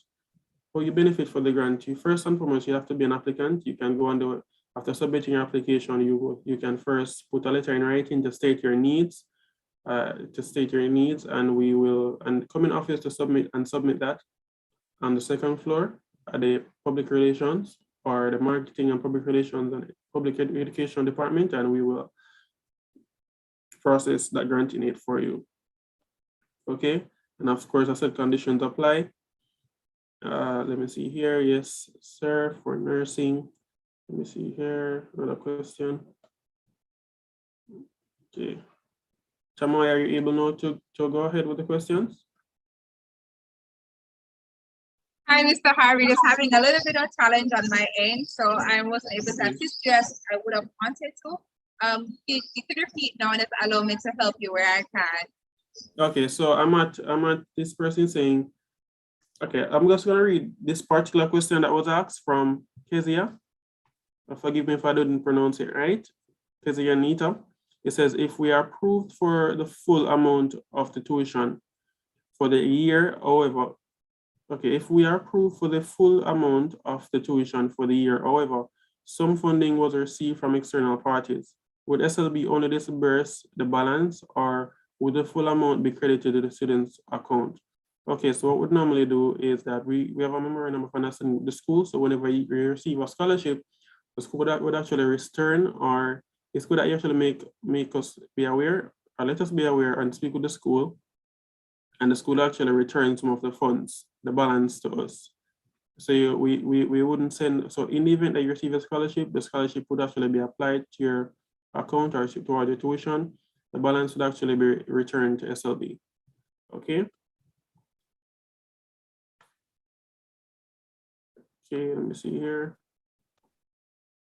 Mr. Harvey, did you see the question from Shanique about the installment plan? Okay, I said I was going to get back to that. They can actually send me, or they can just send me their contact or their TRN and a contact number, so I can actually, that must be private, by the way, and I can give them a call. Okay. And I'm at now where they say Shanika Hilton. Do they give grace periods to repay a loan if you haven't finished school the year you're supposed to? Okay, so we do have, okay, so remember, we have 13 months, a 13-month span before you actually, after completing school, you have a 13 months before you actually enter repayment. Okay, if in the event within that 13 months, perhaps you have, let's say you have about 6 months leave. Okay, and you're unemployed and you haven't completed school. You have completed school and you're still unemployed. You can apply for a graduation date extension in the loan servicing department. There's also some details and conditions do apply where that is concerned, but you do have that option to push back your graduation date. Okay, but that's in the event that you're not finished with school and so on. Okay. Thank you, Mr. Harvey. I'm assuming you went through Kezia's already. She asked who can she speak to determine how much will be paid monthly for the PAYS loan? Okay, I haven't got to that message as yet. I'm where Francis, Monica Francis. Okay, yes, I'm there with you now. Okay, great. So would the SLB offer a targeted loan to a Jamaican national studying their second year at the UWI Caville campus in Barbados? Okay, I'm going to have to confirm that, but for now we're Jamaican. It's for persons who are pursuing locally. Okay, but let me just get back to that and I'll provide you with further details, okay? You can go ahead with the next question, tomorrow. All right, no problem. This is Kezia's question. Who can I speak to determine how much would be paid monthly for the PAYS loan? Well, you can actually give us a call, and we'll be happy to assist you where that is concerned. You can just provide us with a figure for the tuition amount, and we'll be happy to provide you with the amount. You can also send us an email at info@slbja.com, and we'll be happy to assist you where that is concerned. That's a very good question. Thank you, Mr. Harvey. Another one is, what's the maximum amount you give for students going to Norman Manley Law School? Funding is up to $1 million. So that's where it is. We'll provide you with $1 million. We'll cap at $1 million for where that program is concerned. Okay. Another one is, I had submitted my legal documents to the SLB office on September 2nd, 2021, but I have not heard from the office since. When will I be notified of my new loan status? Okay, so as it is now, we're currently in the peak of the application period, where a lot of persons are submitting their application, a lot of persons are submitting their documents. So it's a lot of work, okay? So we're busy working overtime to have these documents updated, along with tackling the recent lockdowns that were in place as well. Okay, but just give us some additional time and we will notify you if any discrepancy arises.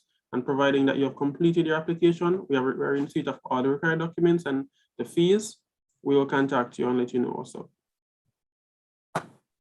Thank you, Mr. Harvey. Another one is, if your transcript has your student number, do you still need it to be stamped by the school to verify it?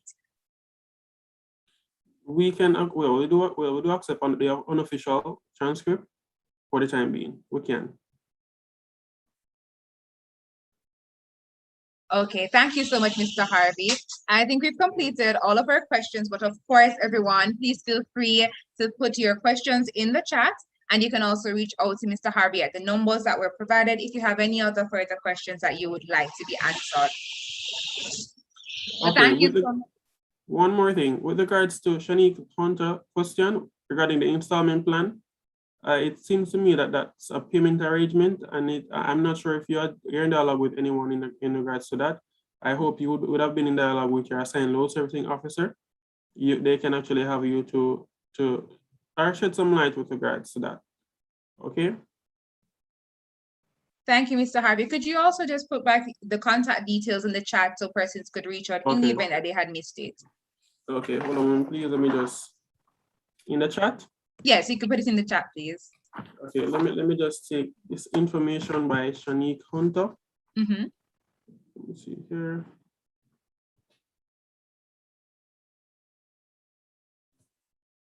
There in one. Okay.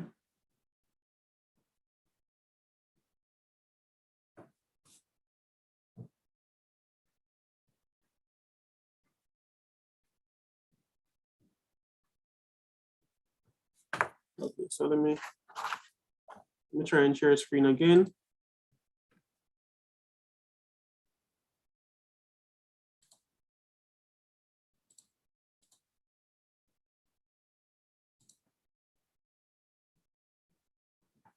Are you able to see? Speaking to me, Mr. Harvey, if I'm able to see. I was wondering if you're able to see the screen that I'm showing. It's blank. Okay. Okay. Now it is coming up. Yes. Okay. So everyone, please take notes of the contact details and you can reach out with your queries for them to be answered. Are you seeing the info? Yes, I am. Okay, great.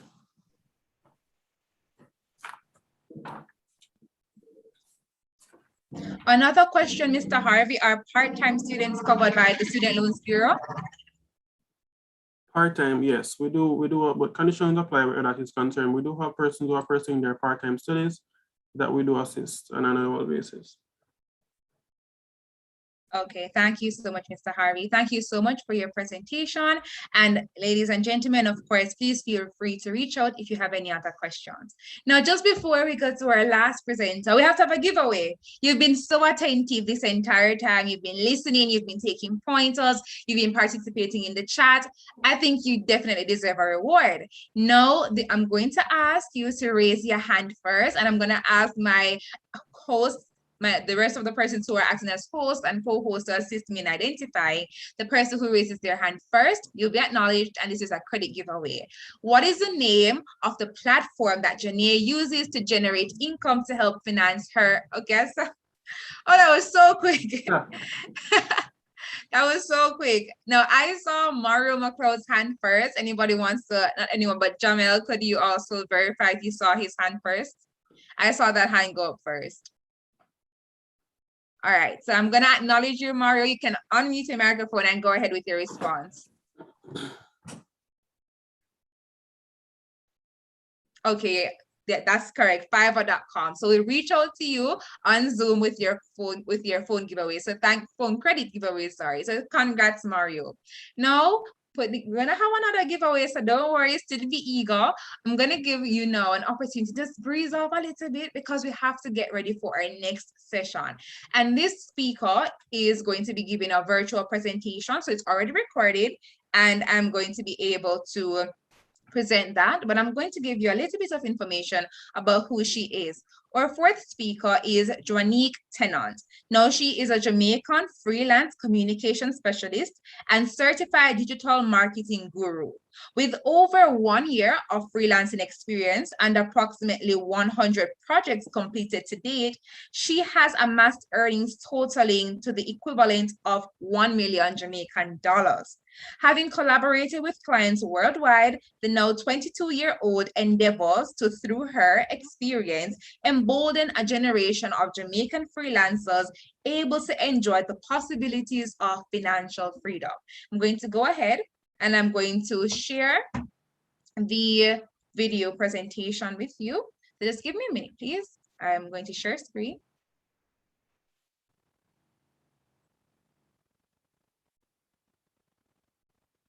And I'm presenting now.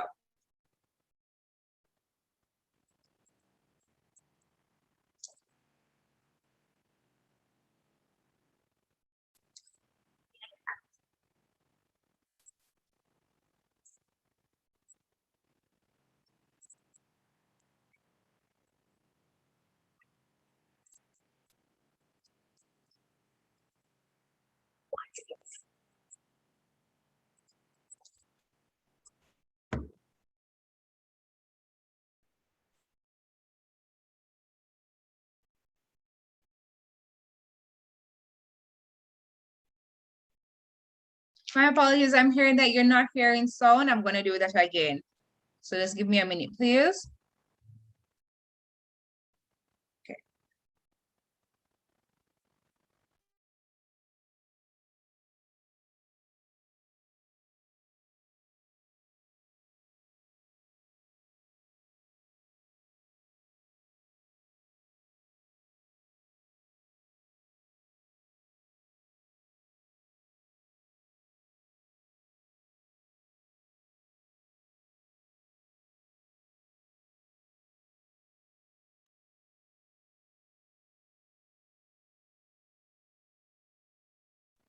Okay, so I've shared audio and I've shared sound and I'm sharing the video. Just let me know in the chat if this is a little better, please.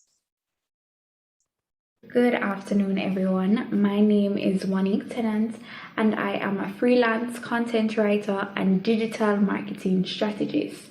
Today, I'm here to tell you a little about how to finance your tertiary education with freelancing. So let's get right into it. By the end of my presentation, a few things we would have discussed are: what is freelancing? What are the types of freelancing? What services you can offer as a freelancer, where you can find freelance jobs, the pros and cons of freelancing, and of course, how can you use freelancing to fund your tertiary education. So what is freelancing, you ask?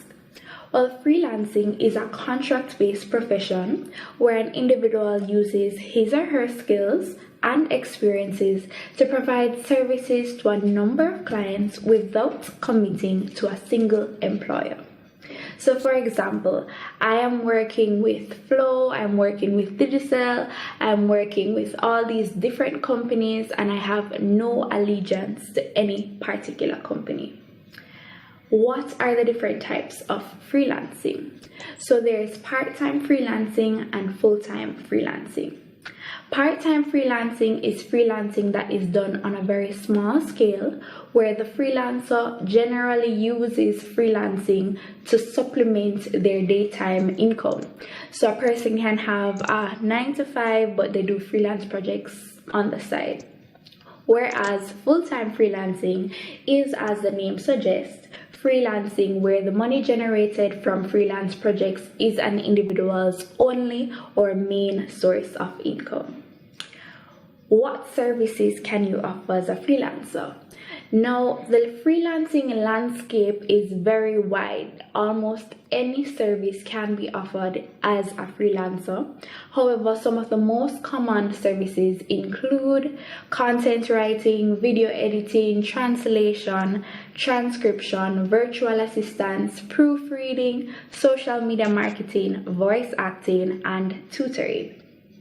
Where can you find freelance jobs? Now, just like a regular job, you can find freelance jobs in some of the same avenues you would a regular job. Particularly now that a lot of companies are interested in getting remote workers because remote workers are generally cheaper than hiring a full-time staff. So some places you can find freelance jobs include freelance job sites. Three of my favorites are Fiverr, Freelancer, and Upwork. I have actually gotten jobs from two of these sites before. That would be Fiverr and Upwork. So I'm going to talk to you a little about both of those. So on Fiverr, there's this belief in a gig economy where you advertise your service and then you are approached by prospective clients for work. On the other hand, on Upwork, a prospective client will advertise the job that they're interested in having someone doing, and then you as a freelancer can send that person a proposal.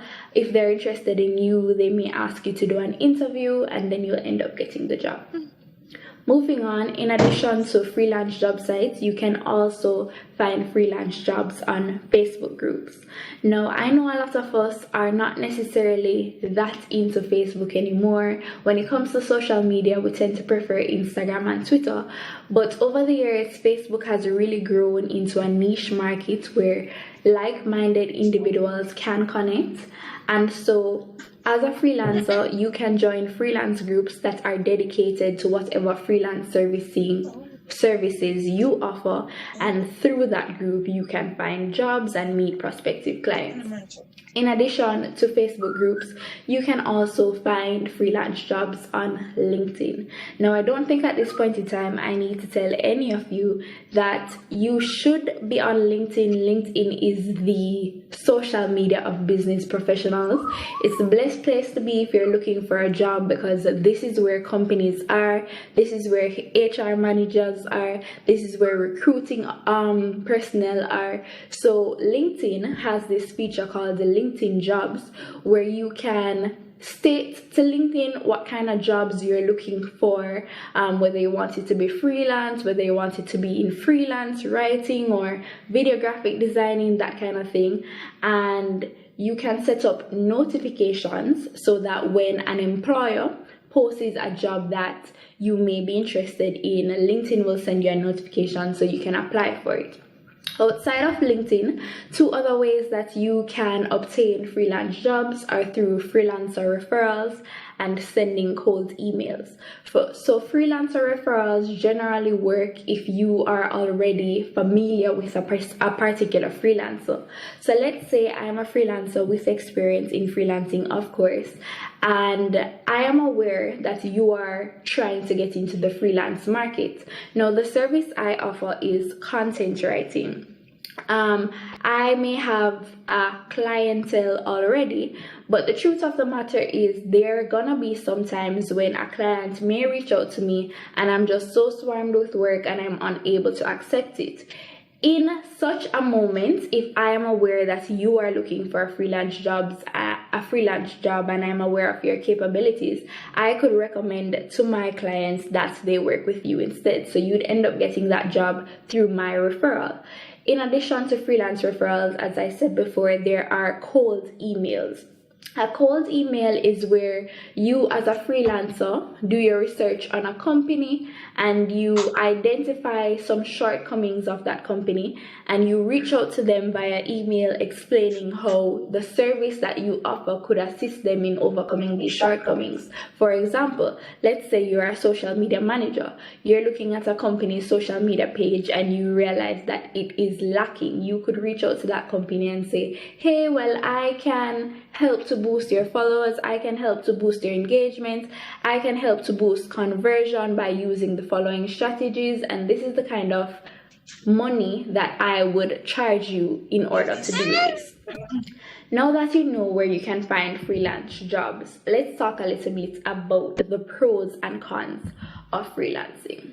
As with everything, freelancing has its good and its bad. Some of the pros of freelancing include the ability to be your own boss. If you don't like to be micromanaged, if you don't really like having a supervisor, then you get to be your own boss as a freelancer. In addition, you can dictate the way you work. So if you're not a person who likes to wake up early in the morning, and if you don't want to have to work between the hours of 9 to 5, let's say you want your work hour to be 5 p.m. to 2 a.m. in the morning. As a freelancer, you have that level of flexibility. In addition, you can also name your price. Now, when you are working as a full-time person in a 9 to 5 job, you sign a contract that says each month you're going to make X amount of money. As a freelancer, however, you can dictate how much money you will make from each freelance project. So let's say you're doing a project for a person and it's for video editing. You can say to that person, well, to edit these 5 videos for you, I'm going to charge you $100 per video. By the end of that project, you know you'd have had $500. So that's the flexibility that freelancing gives you. In addition, you also have the opportunity to choose your own clients. So you know you can decide what kind of person you want to work with. Over the years, when you've gained experience as a freelancer, you may find that you don't necessarily want to have to work with persons from a particular country. So you can decide, okay, I don't want to work with any Jamaicans. Okay, I definitely want to work with some Americans.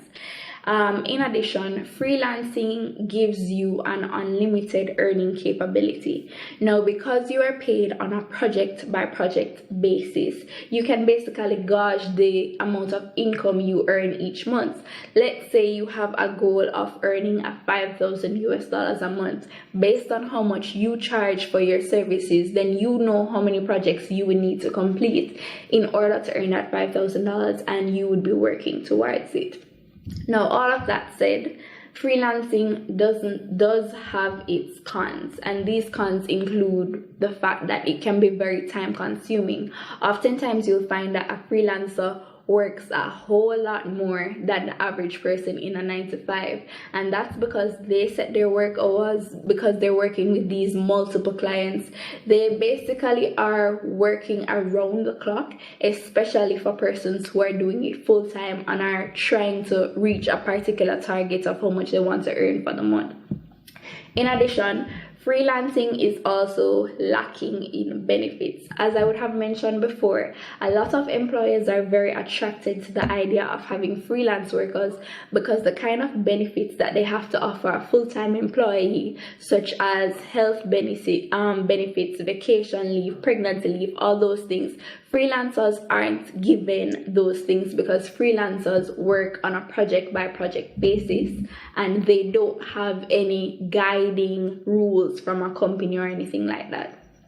In addition to lack of benefits, freelancing is often marred by sporadic work. What does that mean? It means that sometimes you are swarmed with lots of work to do, and other times you're going through a dry spell, no clients are reaching out to you. You're going through a month where probably last month you earned $5,000, but the following month you're struggling to make it to $500. And this is generally because freelance projects on average are short term. You may do a project that lasts you 5 days, 10 days, a month, but that's generally maximum unless you have a sort of full-time contract with a particular company where you're doing month-long projects. Lastly, another con of freelancing is isolation. Now, a lot of freelancers tend to work alone. Like, more often than not, freelancers do their own thing and they don't work in teams. As a result, if you're the kind of person who works better with team, works better with having somebody to assist you, then freelancing might not necessarily be the best bet for you. Now that we've discussed some of the pros and cons of freelancing, let's talk a little bit about how freelancing can help to finance your tertiary education. Now, given everything that I have said, I think it is pretty straightforward. I don't necessarily think I need to spell it out for you, but to be frank, Because of the unlimited earning capabilities of freelancing, because of the flexibility that freelancing provides, you can actually use freelancing to assist you as by providing an additional source of funding for your tuition. So I wouldn't necessarily say that you can use freelancing alone to pay your tuition. It is possible, but in order to do that, you need to be freelancing full time. And let's be honest, you guys are in school, so I don't necessarily see you doing freelancing full time. However, freelancing can provide that additional income source that you need to pay off your tuition. At this point in time, I will conclude my presentation. If there are any questions, I will take them now. Thank you for listening.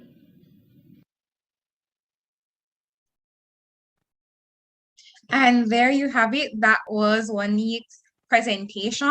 And I'm sure if we have any questions, we as the commuting students, the commuters EAC committee rather, will be able to make the information accessible to you, so you may reach out to her and share contacts and perhaps any other questions or concerns that you have. Now we are on the cusp of the end of our entire session. And I don't know about any of you, but I am really just energized, but I'm also really excited. I'm getting some notification here that if you have any questions, please post them in the chat, and that's in relation to Wanique's presentation on freelancing. We learned so much this afternoon. We learned about how to ensure that we're networking and that our resume speaks for itself. I noted a few tips here from our talent box, Mr. Fairman. He said that impact and results, that's important. So if you've done a summer job, if you've been doing activities, can you quantify the results so that an employer can say, wow, you've been working, Sherman's been working, Monica's been working, and I want that person on my team. We also heard from Chris, who's talking about take your eyes off the big scholarships and look at the small bursaries and grants, the 20,000, the 50,000, but also look elsewhere. Sometimes stop waiting for the opportunities to come to you, but reach out. Did you write that scholarship letter? Did you follow up? So we're also learning that as much as we want to grab opportunities, we ourselves can go out, chase them, and look and create those opportunities for ourselves to finance our tertiary education. Just before we wrap up, and that's with the vote of thanks and another giveaway, I'm going to invite Jamel Brown, who is going to come and share some information with us about the Opportunity Hub. So Jamel, the virtual stage is now yours.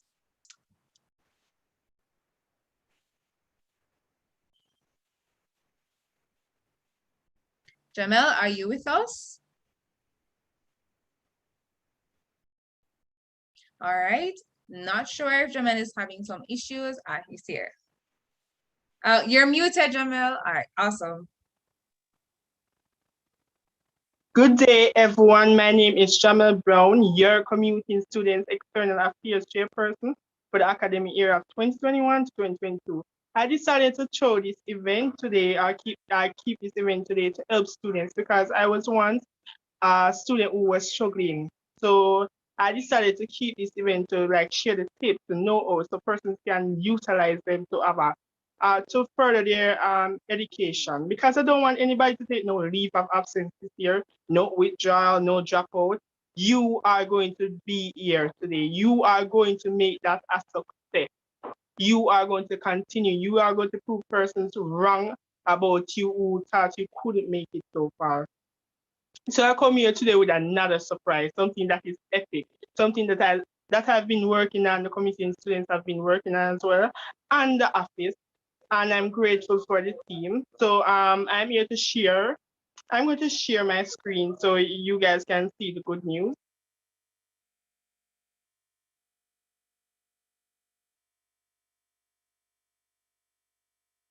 So I've been working on this book called the Opportunity Network book, where persons have been complaining every year that there's no opportunities. But there are opportunities, but persons are not seeing them. They are not maximizing on those opportunities. So I'm going to have this book to have all those opportunities all over, whether it's freelancing, scholarship, whether it's jobs, whether it's whatever it is, it's going to be in this book. It's going to be detailed. It's going to help a lot of students maximize on their journey at the University of the West Indies. I'm creating maximum impact this year. Person might be here wondering what is maximum impact, Jamel Brown. It is creating opportunities and avenues to students to help them get to their to help them continue their tertiary education. So I'm going to say, so what if you never get that scholarship? So what if you never get that student loan? So what if you never get that job? There are still ways that you can still finance your tertiary education. You can still continue. You didn't went through basic school, primary school, high school, sixth form, or take a gap year to come to college to give up. No, you did not. You came here today to continue your journey as a student.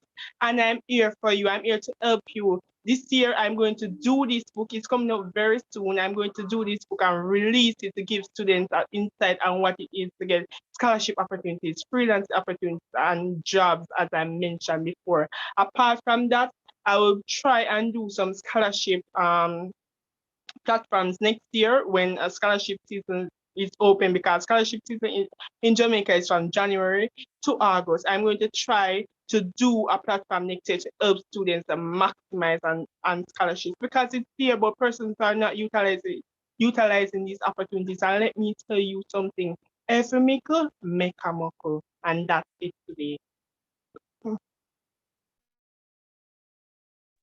Thank you so much, Jamel.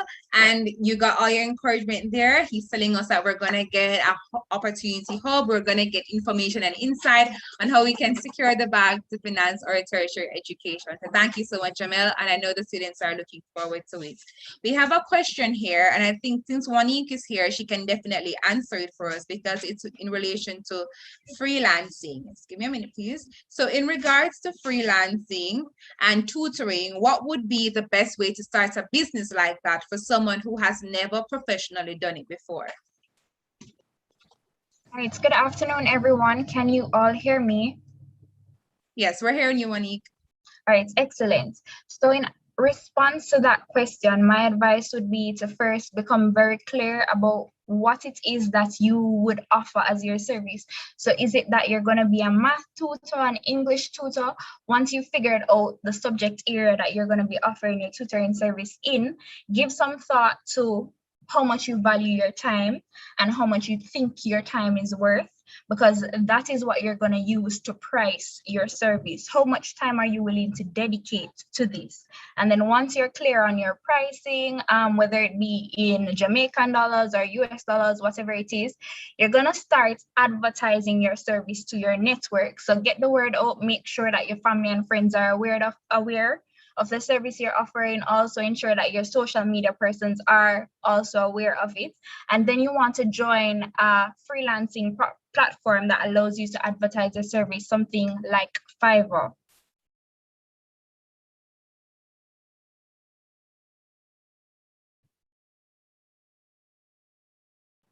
Thank you so much, Monique. So you heard it there. Monique, I'm also going to ask if you're okay with us sharing some contact details, maybe a social media link, so that the persons here could reach out to you if we have any other questions or if we have any concerns or just want some advice as we get acclimatized to the freelancing world.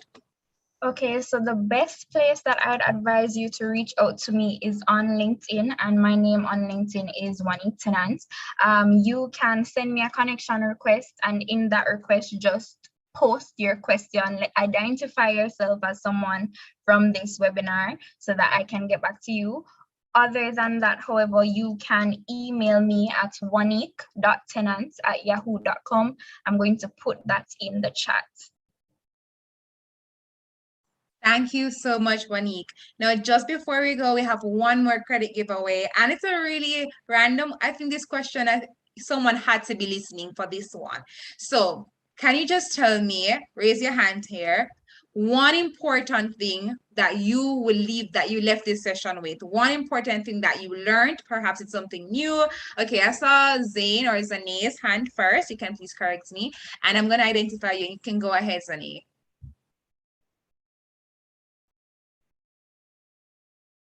You can, if you're able to unmute, you can go ahead, or you could type it in the chat. Okay, You learned that networking is very important. Awesome. So we're going to reach out to you and you'll be able to get your credits and just talk with your friends, perhaps go to online classes, whatever it is, but congratulations to you, Zane.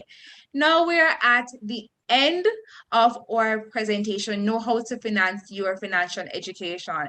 And it is my pleasure to give the vote of thanks. Firstly, I want to thank you, the amazing audience who participated. You were vocal, you were vibrant, here huddled on Zoomland and those on YouTube. So thank you so much. I also want to thank our presenters from Mr. Christopher Grant, who shared awesome tips and information on how we can just pursue all of these opportunities to finance our education. We had Mr. Andrew Fairman from Talent Box. We had Janae, who taught us all about Fiverr, Wanique rather, who taught us all about the freelancing world. We had Mr. Harvey from the Student Loans Bureau. And this, our presenters, you were just amazing. One, you were insightful and you were informative, but you also engaged with us. And I think you gave the students a sort of personal feel to just feel like, yes, times are hard, times are challenging, but there are ways for me to make some money, to get some funding opportunities for to finish school and to finish strong.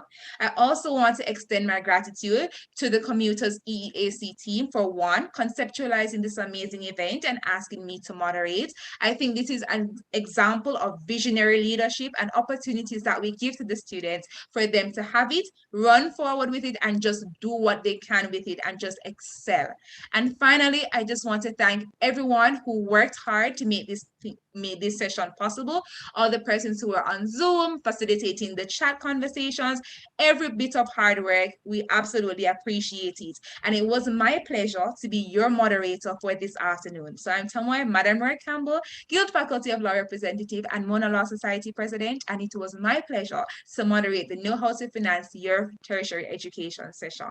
So stay safe, have a great day, and please get those scholarships and secure the bag. Wait, before you go, can you join our opportunity hub where opportunities will be flowing in 24/7 for our students? So yeah. Awesome, Jamil. You can drop that also in the chat for our friends to see that. So goodbye, everyone, and thank you again.